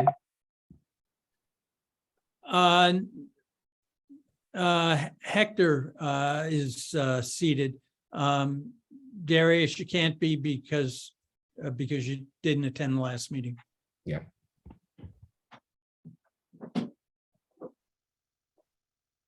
Ready to move on that? Yeah, we've got a motion and a second. Okay, Ms. Jordan Byron, The motion, just so I'm clear, is to leave it I-1. Right? Bowden Street. Yes, Yes. leave Mountain Street I-1, okay. Okay, I'm sorry, Ms. Jordan Byron, Yes. Mr. Patchis, Yes. Mr. Rowena, Yes. Ms. Lingalis. Oh, you're muted, Tammy, sorry. Sorry about that. I've always been trying to pay attention, but I'm looking at the map. I'm very torn on this one. Can I ask a question? Are we Sure. going to do this? Why did we just pull out this one to make a separate motion? This seems to be the one that's contentious. The others don't appear to be. Okay, all right. I think I'm gonna have to vote no. Ms. Wells, No, Mr. Mushak, Yes, Mr. Cantor, No. and Mr. Schulman. No. How about mine? Oh, sorry, Steve, I can't see you, so, yeah. Yeah, what's the number? Um, Well, I'm still here. What's the number? How many yes, how many no's? I think it's tied. Yeah, think I would I say have- yes. I say yes. So that was, let's just make sure I got that correct. 1, 2, 3, 4. You've got 5 yeses and 4 no. 5 and 4, yes. I believe we just made a decision which is not a good zoning decision, A but lot of kids and families through that neighborhood. it represents the will of the commission nonetheless. I wouldn't say that. I disagree, Lou, because I lived on Boughton Street and it was zoned I-1 before. And I actually lived right behind that yard. I lived at 90 Boughton Street. And there was never no problems with the trucks. The problems I see now is the new development across from 28 Boughton Street. There's cars parked all alongside the road, on the curb. It wasn't like that before when it was the parking lot. Well, So zoning allowed that building to occur. All right, Steve, let's go back to Norden, I guess.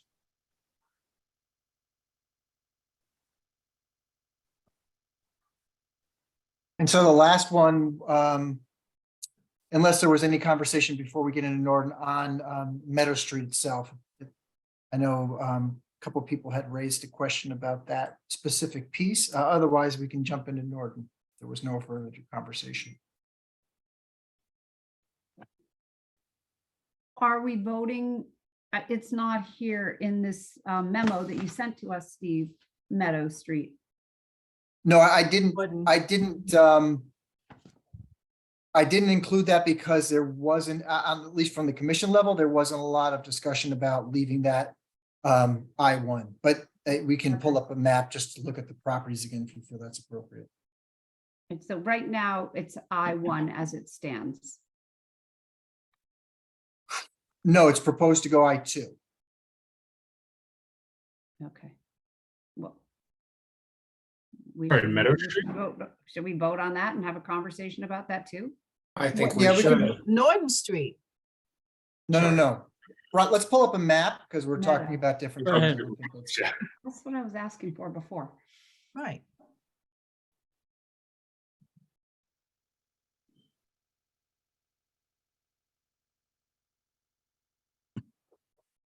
Brian, you got to pull it up. I was starting to pull it up and then if you were going to say. Yep. There you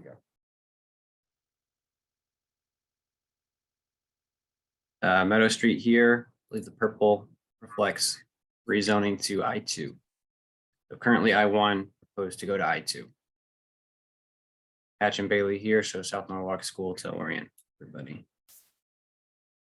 And we did have that, I should point out, there was that request from the gentleman who is on the other side of Meadow Street, who has next to he had a property that I think was 2 down from, right around where Brian's pointing. He's currently in C residence. He had requested to go into industrial zone as well, but he's been a legally non-conforming use dating back at least, I think, 70 years, but he did request to be considered as part of the industrial zone, so that you can have that conversation with this one as well. What is the dark purple line running through the purple space, starting up at Meadow Street and going down south toward the bottom of the map? I think for some reason it's just that the zoning layer has it as 2 separate zones. But it's. So it doesn't mean anything. It's really just a border of the I2 zone, but all I of the thought purple that, is I2. I thought that signified the proposed school site. No? No, that's. Oh. No, so here's the school site here, Okay. which is proposed to go to D residential. And then Okay. all of this light purple is the I2. This Mhm. dark purple, I think, is just a finicky thing with the GIS layer. I don't think it represents it. Oh. Okay, thank you, Brian. Well, my feeling became clear on this when after the public hearing. When all of these businesses that are essential businesses to recycling, to green, our green industry in terms of, I mean, it's hard to believe, but yeah, when you're smashing cars, you're actually, you're doing something to help the environment because you're not sending them, they're being recycled. That they made that clear. Anyway, I didn't see the value of changing this from I1 to I2, except for some pushback when the school was approved and some comments that were made that they wanted to, people wanted to clean this area up. Well, it's all well and good, but it doesn't, it made so many non-conforming uses there that I thought, why are we doing this? So that's what I feel. I feel like we should just keep it I1. And I thought it was a burden to put all those businesses into a I2 zone. And we're still changing I1 to encourage the kind of businesses that we do want. It's not like we're leaving everything exactly the same.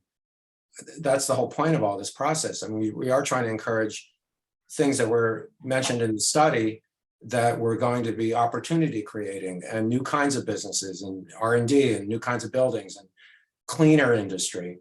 But in the meantime, these are here, and I think they can coexist with any future uses at the school site as an I2. I mean, as an I1. That's all I have to say about this. I'm pushing I2. Me too.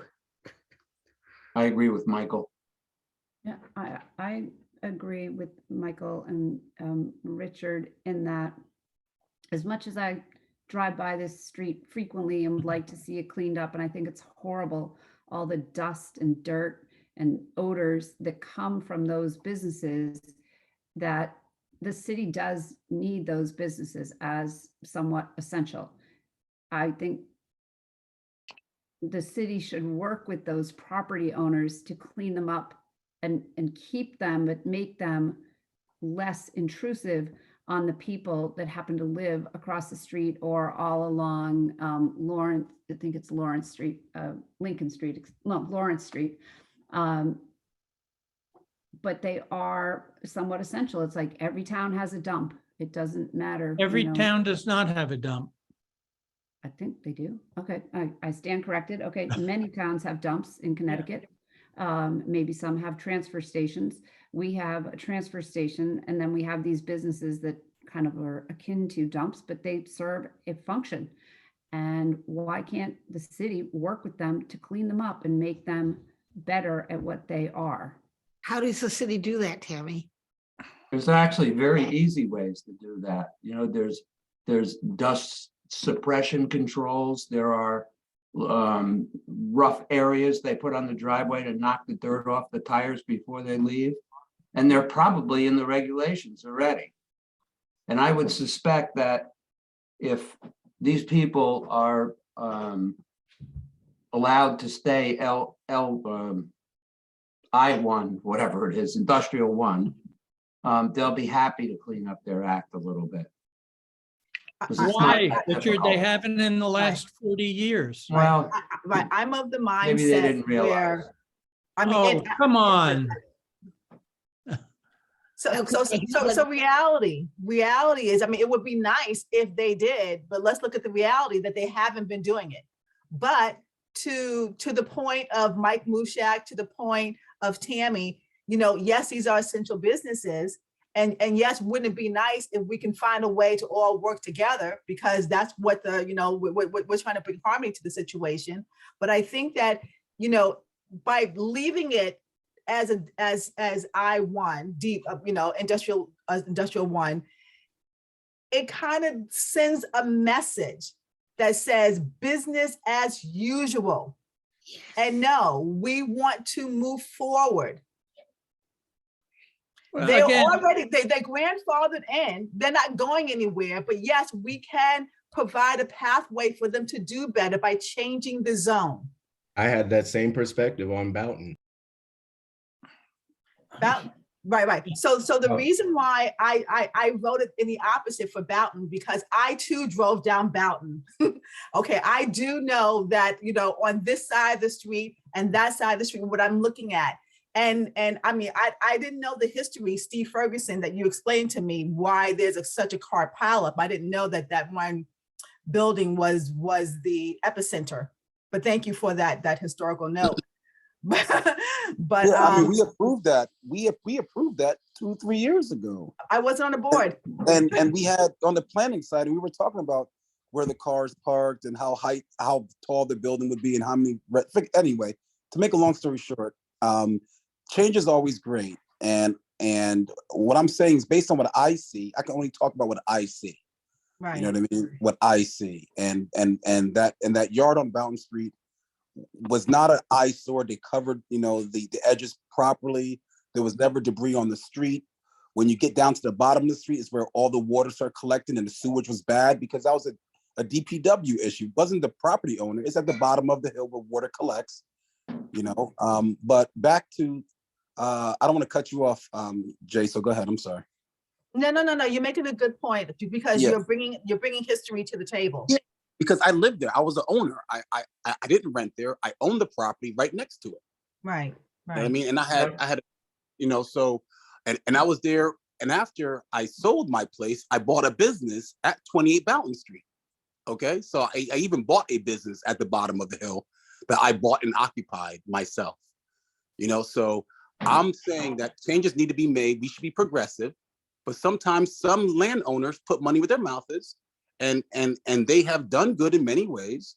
But with Meadow Street, I do agree with Mike. and Tammy and also Rich, that it should stay I-1, and we just tell them to clean up things. Whatever we see there's a problem, we should be able to enforce it There's a properly. school happening there. That's the difference. Yeah, Okay, that's the big difference. not on the site What though. about the Not on school- the what site. about The Is that walk- businesses were there down the before the street? school, you know. True, the business was there business has before been the there. school. And at the public hearing, we heard nothing. I mean, everybody just went on and on and on about how this is going to negatively impact their business. Although it was very clear that the city was working towards, number one, they grandfather them in. There's nothing going to change about their operations. You know, they're allowed to build up, just can't build wide. I mean, I think the city is proposing to really bring together some resolution for them. So this way it leans towards them so they're not being pushed out. But at the same time, we also have to look forward to what's coming in. And that's the school. I agree with JJ on this one. And also to add to that, and it's an opposing view, but just to add to the discussion, is that the study, which I read thoroughly, and I'm sure we all did, and saw all the opportunities that it meant for Norwalk. The study recommended this stay I-1. And it was changed to I-2 after the school was proposed, and then I believe Common Council members had input, and but I look at places all over in our area, places like in Brooklyn and in cities, New Haven, and cities where industry and schools are right next to each other all the time. And certainly it doesn't mean that they can't coexist. And I think we should go with the recommendation of the original industrial study, which was looking at this from an angle of encouraging opportunity, and keep this to the I-1. That's where my thinking is. Well, I think that we have a chance to do better. And I think that and when you're driving down the road in a residential neighborhood and you see a sign that says, slow down, act like your kids live here, doesn't that make you slow down? It brings consciousness to your mind that, that there's something, there's other things out here other than yourself. And so the school, think about the children back and forth in that school, walking down the street, crossing over, attending school in that neighborhood. We have an opportunity now to do better. And just because, and these businesses aren't going anywhere, but we can provide a pathway for them to do better as well. Okay. I think. And just remember that I-2 does not eliminate truck traffic either. I-2 is less heavy industry, but it's still encouraging manufacturing and all the associated truck traffic and issues. So it's not a cure-all, obviously. I'm not going for the zero-sum game. I'm going for Yeah. improvement in increments. Yeah, And what you're asking, what I hear you saying is, because it's not perfect, we should not attempt to make it good. And that's not right. Well, don't forget that leaving it I-1 doesn't leave it exactly the way it was. The new I-1 is a different zone description than the old I-1. Isn't this that? I mean, I think that's a point we're sort of losing, is that even leaving it as an I-1 is encouraging all of that clean industry and all of that stuff that we are still encouraging. So it's not just saying it has to stay just the way it is, but I think we can argue this. I appreciate your vision. I certainly do. And I know why you're saying that. And I think the school site is amazing. I'm up in that site almost every day at Corville Nurseries. They're up behind Hatch and Bailey. It has a view way beyond Meadow Street, out to the Sound, out to Long Island. I mean, it is going to be an amazing site for a school. Absolutely. And Can we leave it there? Yeah. All right, and I'll leave it let's there. move on. Let's move on to a vote on this one.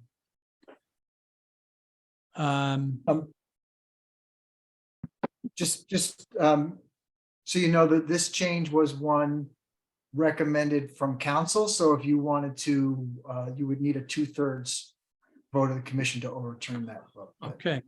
Who wants to make a motion, either for I1 or I2?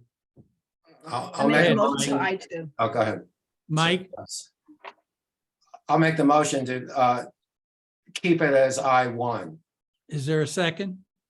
Second. Okay. Let's do a roll call. Mr. Cantor? No. Oop, my screen just jumped, sorry. Mr. Patches? Yes. Miss Jordan Byron? No. Mr. Rowena? Yes. Miss Langalis?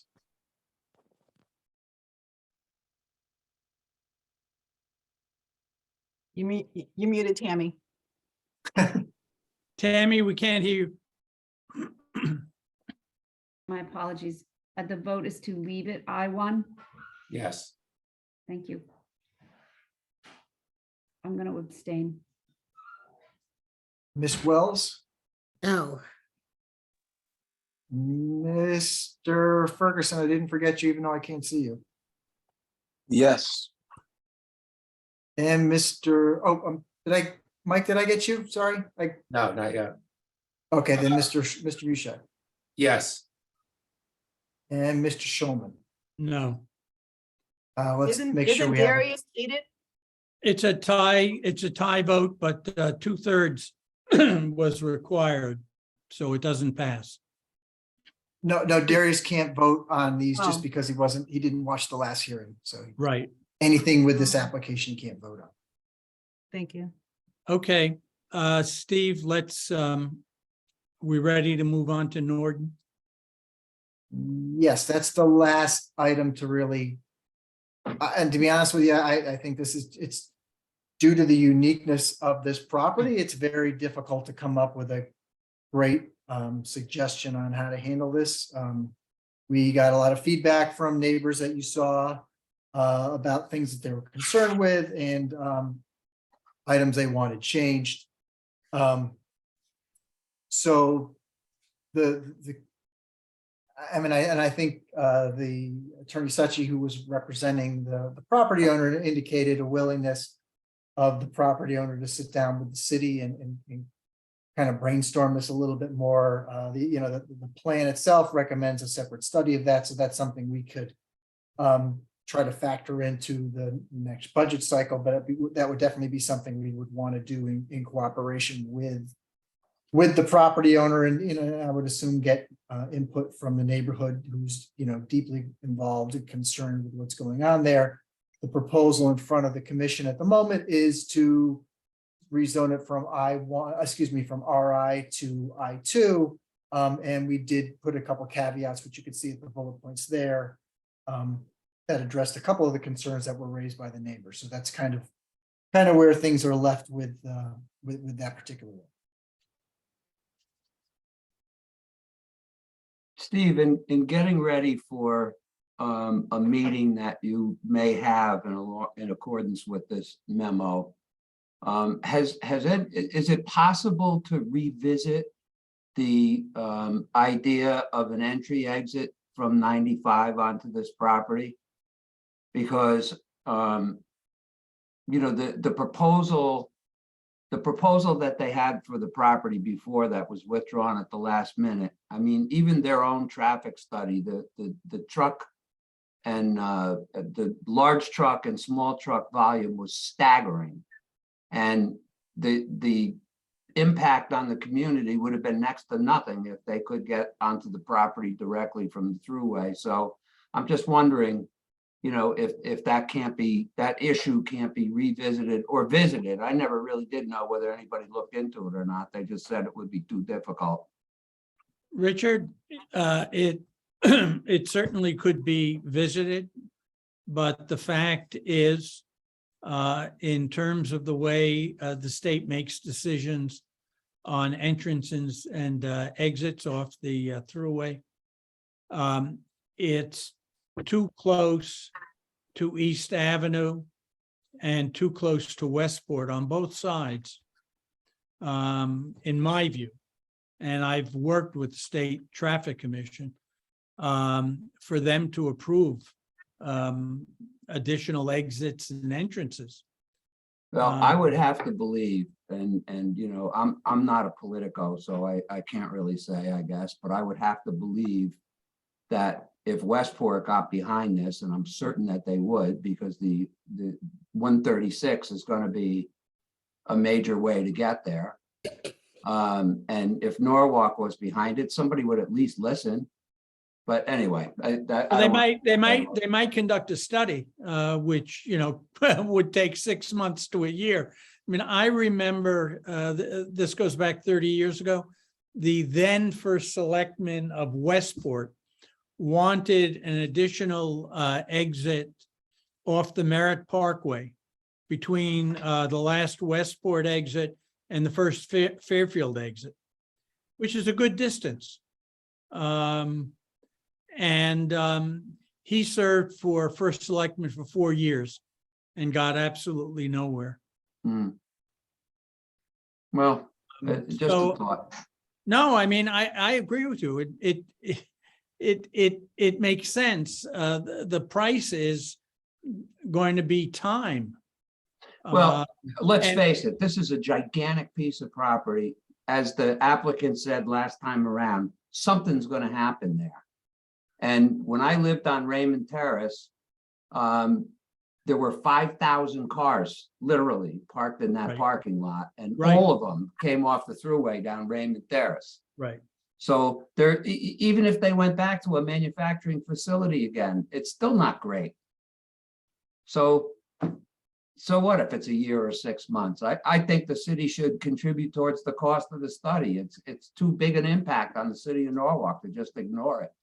Well, I think that's Steve's plan, to try and put the money in the capital budget for next year. No, for sorry, July. I didn't mean to step on anybody's toes. I just feel like this is going to be a big gorilla that's going to come out soon again. I agree with you.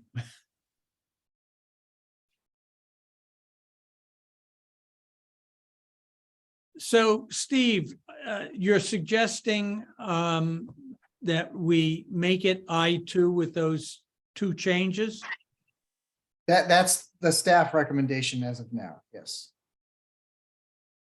What is it currently? Restricted industrial. What does that mean? That's the zoning designation for it now.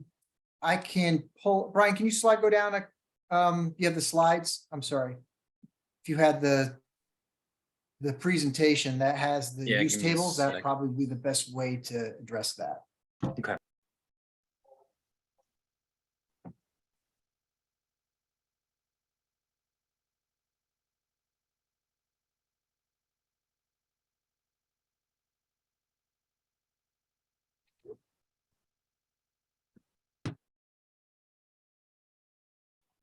My concern with even those restrictions, it leaves a lot of potential traffic in the way that everyone's been describing. That is, I just worry about that space, even maintenance facilities. You know, it doesn't means a lot of things are going to be coming to and potentially coming and going. So the column, well, you can't see, but it's the kind of the middle column there. It says RI site plan uses allowed, and the one below is the special permit allowed. So the proposal is that whole zone's going away and replaced with the I2 zone for the most part, and the uses on the right would be what's permitted by site plan and or special permit. And then we had those 2 caveats that were shown in the text.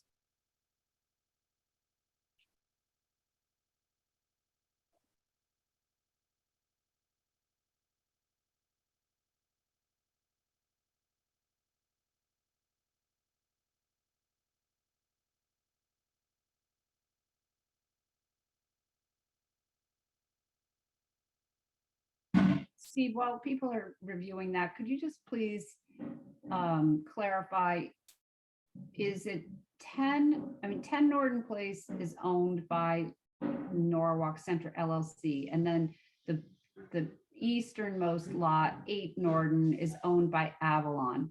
So what, are we dealing with the whole property combined or just the more western section? It would be both properties are in the restricted industrial zone. And has the Avalon Corporation, Liz Suchy was not representing Avalon Norton, was she? She was representing the other owner. Correct, the front property. Right, so has Avalon, been involved in or expressed any opinion? I mean, they have that one building down there, if I'm not mistaken, and that's it. And then did the Hiawatha Lane condo proposal go through in Westport? Yes, I believe it did, with a bunch of restrictions, and we did get comments back from the town of Westport as part of this initial. They didn't have any significant comments, but we did get comments back. And is that Westport facility going to be able to exit through the Norwalk Avalon place? No, I don't believe that.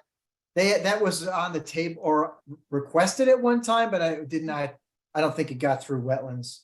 No, that was denied. That was because denied, right? It's all, Okay. yeah, that road, it's like a gravel road that's Yep. not really designed for traffic. I think emergency vehicles maybe, but real occasional use, but it goes right through the conservation easement. That was denied. Right. So There's a site for 4 houses on Norton property that was approved in 2012, I think. And it's a small area. When you look at the wetlands and the conservation easement all around it, I can't imagine, and the only access on Hiawatha Lane, I can't imagine any industrial use or intensive use ever going on that. The 4 houses were never built. I don't know why, but maybe the market, I guess. But to me, a third of the property of Norton is off limits because of it's a permanent deed restriction from Avalon over. Yeah. All It's, right. when you look at it, it's green. It looks like developable site, but it's either wetlands or a conservation easement or both. All right, Steve, let's go back to the language. What would it take to put this into a potential overlay zone or pause on making a determination on Norton tonight?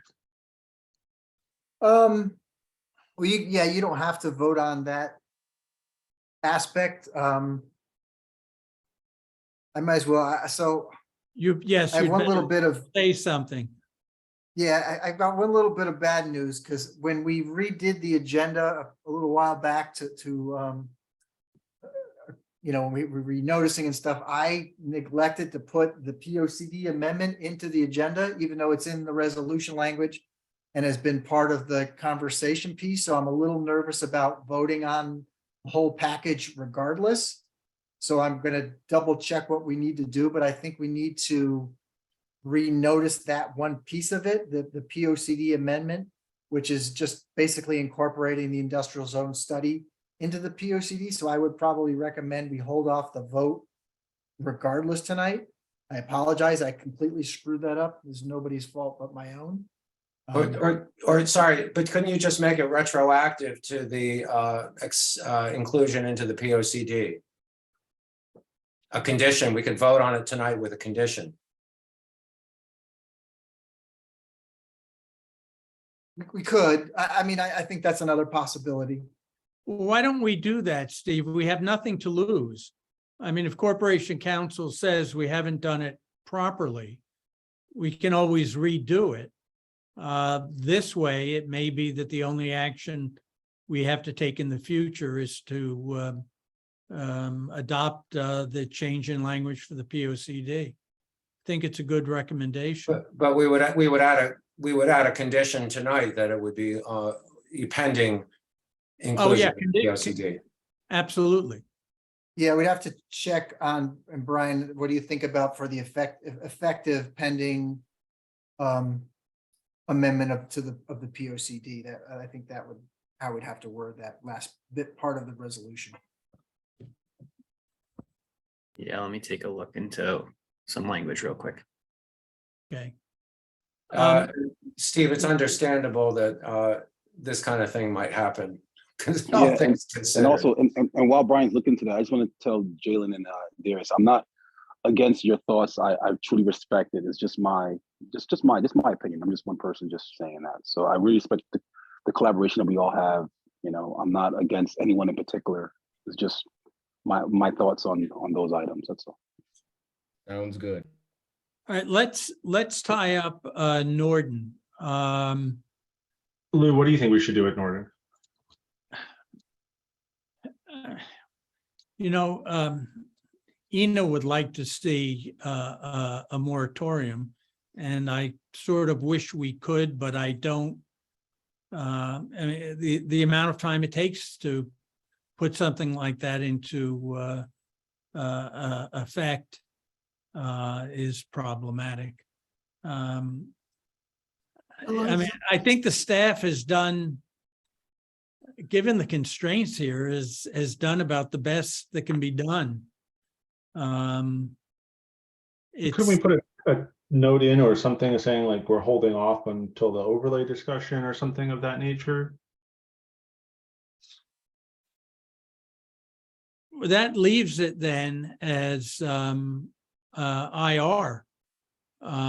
going forward until we do. It seems to me that the designation that Steve and the staff are suggesting are better than the IR designation. And I'm not trying to cut anyone off. Could we change it from I2 and then, or put it on into a moratorium? Pending the study, the results from the study. So we go to I2 from restricted industrial, then we enact a moratorium until we wait for the results of the study. Yes. Steve, I'd like to know how the staff feels about that. I apologize. Brian and I are going back and forth on language. So I really apologize. Can you, Darius, can you repeat that, please? Yeah, so Northern Place is currently restricted industrial. My thought, or just something that I was floating to everyone, was if we were to change it to I2 and then impose a moratorium pending the results of the study. I don't think you could just, I think the problem with the moratorium is you couldn't do that as part of any vote tonight regardless. Oh, Just no, because we it was understood. noticed. That would be a separate action we'd have to take after the fact. Yep. So we could discuss that as a separate action, but not vote on that tonight. Oh, I understand that. Yes, I knew that. Okay. And then, but the one thing I would ask is the commercial vehicle storage yard, are we setting up that small streets over there are gonna get, like, are we inadvertently allowing that into that back, sorry, I'm not speaking articulately. I'm worried that allowing the commercial vehicle storage yard is going to create a situation that we've been trying to avoid with the Norton and those streets over there. I'm curious if others see that or not. You know, Nick, it's already being used that way. There's a company that is storing its vehicles there. Is that so? Apparently they're doing work on the Walk Bridge and storing a good deal of equipment, including a lot of their vehicles on Norton's property, or at least the last time I was there. And is that the same size of vehicles that would be permitted, or are they smaller or bigger? Don't know that. I don't know. There's some pretty big ones. I drove by there. There's some pretty big, tractors and, heavy equipment being stored there. Then I'd ask Steve, Brian, have you guys heard recent complaints within the city? No, I've not heard anything. I know for a long time they were doing tree trimming up through there, and there were a lot of tree truck removal vehicles and equipment up there. They were complaining about the tree removal, but I'd never got any complaints about the equipment itself. But they were some pretty good size pieces of equipment too. And they're also working on the bridge near Norton. So I think people might Right. also just lump it all in together with that infrastructure improvement being made. I don't know. But Nick, basically to your question, yeah, I think we are potentially leaving it open to that. But what about, sorry, Lou, I'm sorry to interject, but it says the language in here from staff, items to consider, limit that to parcels that do not exceed 2 acres. How does that affect the Norton site? Does Well, that? Norton would, it's over 2 acres, so yeah. So aren't you taking the Oh, so commercial vehicles storage yard out of that, Nick? Is that, you see Oh, yeah, that? I guess that's what we're doing with that. Okay, sorry, I misread that. So we're saying Yeah. commercial vehicle storage would not be applicable at Norton. Is that what that's Yes. saying, Steve? Yeah, assuming it's Okay. not subdivided down to less than 2 acres. Right. George. Gotcha. And don't forget, if the commercial vehicle storage yard stayed as is without that limit on 2 acres, it is for vehicles under 26,000 pounds, which we agreed to earlier, which is nothing large, like large dump trucks or semis or anything obviously over there. Right. I think a school bus is 20,000 though. I think that's under that. But anyway. All right. It was- Steve, have you found the language? Yeah, I think Brian and I are okay with the language on the effective date. So I think we've worked that piece out. Okay, let's try and finish up Norton. Is everyone comfortable with what the staff is recommending here now?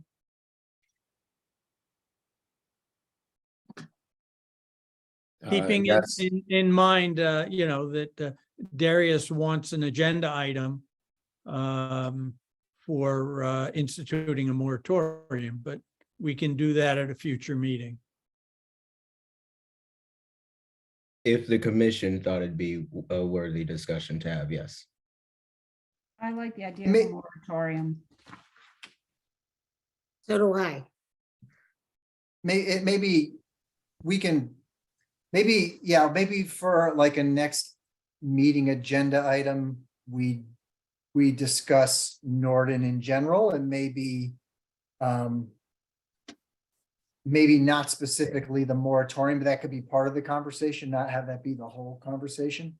Maybe we try to do it in a, if the intent is to work with the property owner, maybe we go that route and maybe we could always invite them to come and talk and just have a frank conversation about what their intent is and what our concerns are, what we don't want to see happen and what, and then we can maybe chart a path. If there's obviously no guarantees that like you could, if he agrees or the property owner agrees that they won't pursue an application within a 6-month window or something like that, or a 12-month window, there's no guarantees they would keep to that, but maybe that's a process we could implement with them.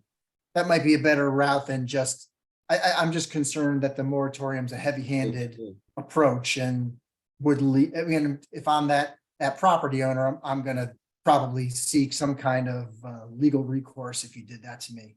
Okay, that's fine. Then let's just put Norton on the agenda. You can follow up with the property owner. In the meantime,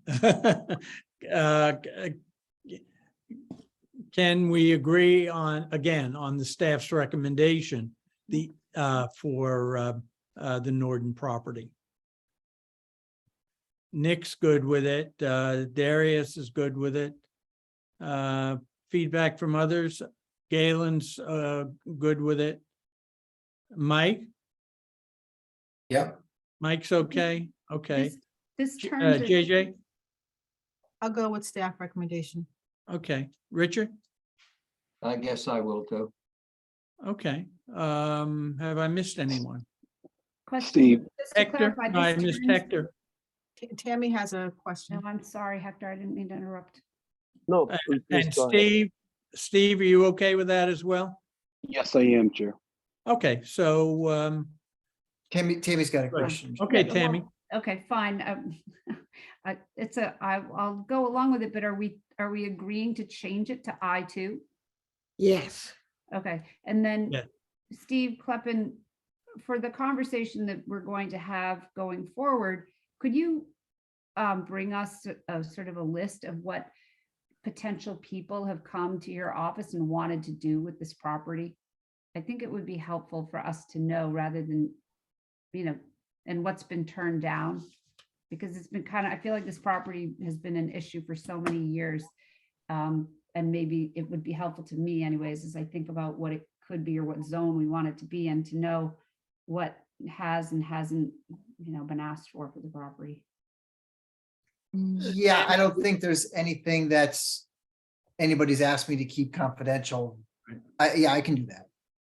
Thank you. There was a senior housing, large senior housing that never went anywhere, but it was, I think I saw a rendering. Oh, maybe yeah, there was, 3 or 4 years ago. And it was a full step down facility. It had independent living, it had assisted living.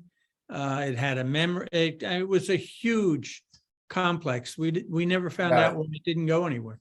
Yeah, it never went anywhere, but I just remembered that. That was one of the things, Tammy, you're right, it would be good to know what those things may have been.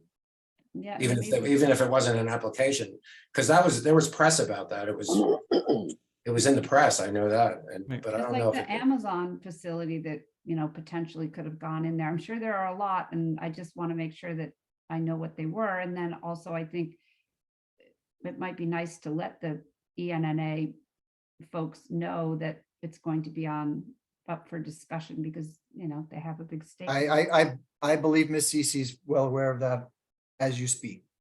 Right. Okay. High school. All right, Steve, do we need, or commission members, do we need to go back through everything all over again? Or are we good with, I know, I feel like my head's going to explode as well. I took 2 aspirin. That was, I'd like I should have done that prophylactically. I need to take some Advil. I really do. My head is. All Yeah, right. sorry, it's sloggy. Just to give you a preview of what we're gonna have to do over the next 6 months with the zoning rewrite, so. Sorry So, about that. Steve, what is the language we're going to adopt? Yeah, and we're gonna have to change some of it based on the P O C D piece. Right. Let me pull up the resolution. If I can find the resolution. All right.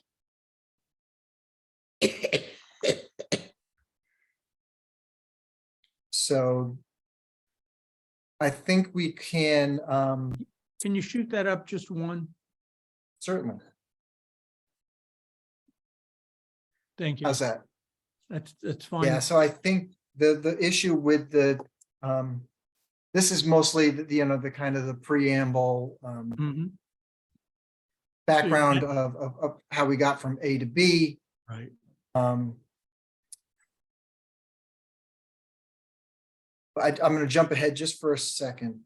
So I think this piece right here needs to come out for now, and we need to reassess that. This one here needs to get removed and then be voted on separately at a subsequent meeting. Okay. But all the other language will remain the same, so it's not really going to change much. It's just you're not voting on the yellow tonight. Does it make sense to, without going back through things, just to list I know we went through, I captured the changes we made to, excuse me, the changes we made in terms of adding the different uses back into the I2 zone. We had a whole list of that, which was all in the presentation, including the office use, changes to some of the language, such as defining the gross weight for the commercial vehicles that are regulated under the contractor vehicle storage yard. There were Votes? 3 map changes that were discussed. I want to make sure there was, actually, I'm sorry, 4 map changes discussed. Don't forget boat One- storage. Sorry, Steve, didn't mean to interrupt. but Yeah, boat the boat- storage, yes, that was boat storage and marinas, which would be allowed without the caveat that they had to be abutting water. So Yeah. that language was removed. So there was the Chestnut Street the proposed I should say, the request to modify the Chestnut Street properties and put them back into I2, that failed. That will remain neighborhood business as requested by council. Boughton Street will flip from I2 as proposed to I1 as requested by one of the speakers, property owners in that area. There was the properties, and I'm forgetting the 2 streets that abut the Hatch and Bailey site that are going to change from C residence to D as requested by property owners in that area. And the commission, I believe, unanimously agreed to that change. And then there was the discussion of the property on Meadow Street, and I think you took a formal vote on that, and that motion did not pass. So that will go to I2 as proposed. There were changes made to the nonconformity language that we have captured and will make in there. The Norden changes were incorporated, the 2 bullet points as recommended by staff with Norden to remain in I2 as proposed. And then we will bring Norden back up and I'll touch base with Attorney Suchi at a later point and see if when we can get together and talk about that and then have a joint meeting about that, including the moratorium. And then you're voting on the resolution as it relates to the map changes and the zoning text changes, with the change being that the effective date, and Brian, do you have language? Do you want to read it off or do you want to pull it up somehow to change when the effective date is? I would think that the easiest way to do it would be to set the effective date to be the date that the POCD amendment is adopted by the Planning and Zoning Commission. That's so fine. that the effective dates would end up lining up with each other. Okay. Makes sense. Steve, can you scroll down back to the yellow area? Hold on, come up again. Okay, stop there. I'm just looking at 2 whereases above. Shouldn't that be eliminated for the time being too? Because it refers to the citywide plan.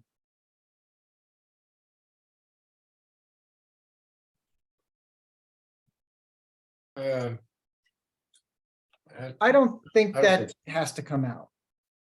Really?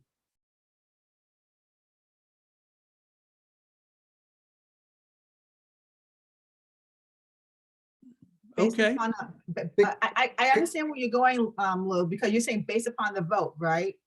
No, it's this one. It's the bottom one. Whereas the commission has determined that the proposed modifications are appropriate and are in keeping with the recommendations within the citywide plan.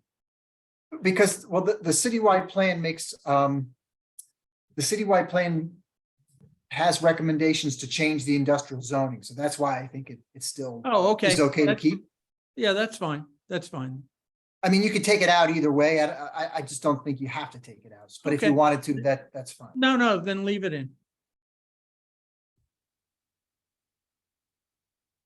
All right, so we're looking for a motion to approve the resolution. I'll move. I'm sorry, who moved? I, Galen? yes. All right, Galen moves. Is there a Let me second? stop the share there. Okay. That was the Quickly. weakest move I have heard in a while. Right? But we know your heart was in it. Second? I'm tired. Oh, this Just is a- the other. Yeah, just to give you an idea. Yeah, that's fine. All right, I'm still looking for a second. Nick, second. Oh, I'm sorry. Okay, Nick seconded. My cat Let's and dog do, were fighting. what's that, Nick? My cat and dog was fighting, so that's why I walked away for a second. Oh, My nice. apologies. Steve, let's do a roll call. All right, The motion on the floor is to approve the revised industrial zoning. Okay, go ahead. I'm sorry. Yeah, with the modifications as discussed and voted on by the Right. commission during the course. And Mr. Ferguson, you're still there, right? I didn't lose you? Yes, I am. Still there? All right, I'm going to start with you before I forget. Mr. Ferguson, Yes. Ms. Jordan Byron, Yes. Mr. Cantor, Yes. Mr. Patches, Yes. Mr. Rowena. Oh, can you unmute, Dick, please?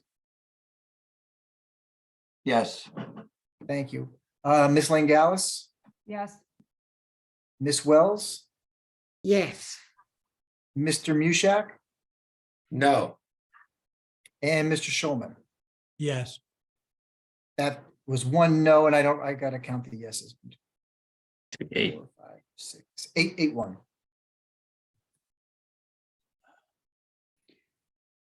It's Steve. Okay. Did you send us those resolutions in some separate email? Because I could not find it in the attachments on the email from Friday. I'd have to look. It has been sent before. It's up, but I'll resend it. Okay, All no, right. thank you, because I've been looking for it and I would have liked to have seen it separately. We have some additional business, but it's also 10:34. The business is accessory dwelling units letter from the Economic and Community Development Committee. Do you want to deal with this now, or do you want to put this on our agenda for our next meeting? Let's put Let's it do it on now. for the next meeting. All right, let's, Deserves some discussion and I right now, understand. here, you know. JJ, what do you feel about that? I vote to table it. Okay, Nick? I'm good to have it, but I'll go whatever the majority says. Okay, Mike? Whatever everybody else says. Tammy? Yeah, I'm ambivalent. Doesn't matter. Okay, Hector? I don't have much of a voice to discuss. So Okay. Richard? Couldn't on hear you, mute. you're muted. I said, I think we should stay up all night. No, I'm for tabling it. Okay, let's table it. The other stuff we can do very, very quickly. Can I have a motion to approve the minutes of the October 6th regular meeting and the October 6th special meeting? Tammy makes the motion. Hector moved, Tammy seconds. I'm going to abstain because I didn't get a chance to read it. Sorry. That's fine. I'll abstain because I wasn't at the meeting. Okay. So those few of us who are left, all those in favor? Aye. Steve says All right. aye. Steve, aye. It passes. And then finally, any comments, Steve? No, it's considering the hour. I'll hold off. Okay. Any comments from commissioners? All right, I personally want to apologize for the late hour once again. I made you a promise that we try to keep these short, and I'm going to do my best to hold to that in the future. And Next time we're gonna have an impeachment I vote. appreciate everybody sticking with this. Galen, you wanted to say something? I'm just saying, when we get to the zoning rewrite, let's guarantee ourselves that'll be the only thing on the agenda.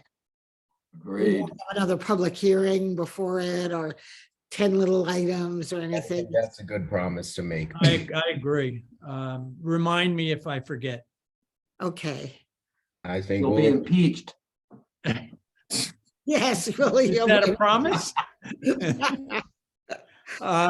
Okay, need a motion to adjourn. All right, we're adjourned. Thank you all very much. Okay. Thank you. Thank you. Good night.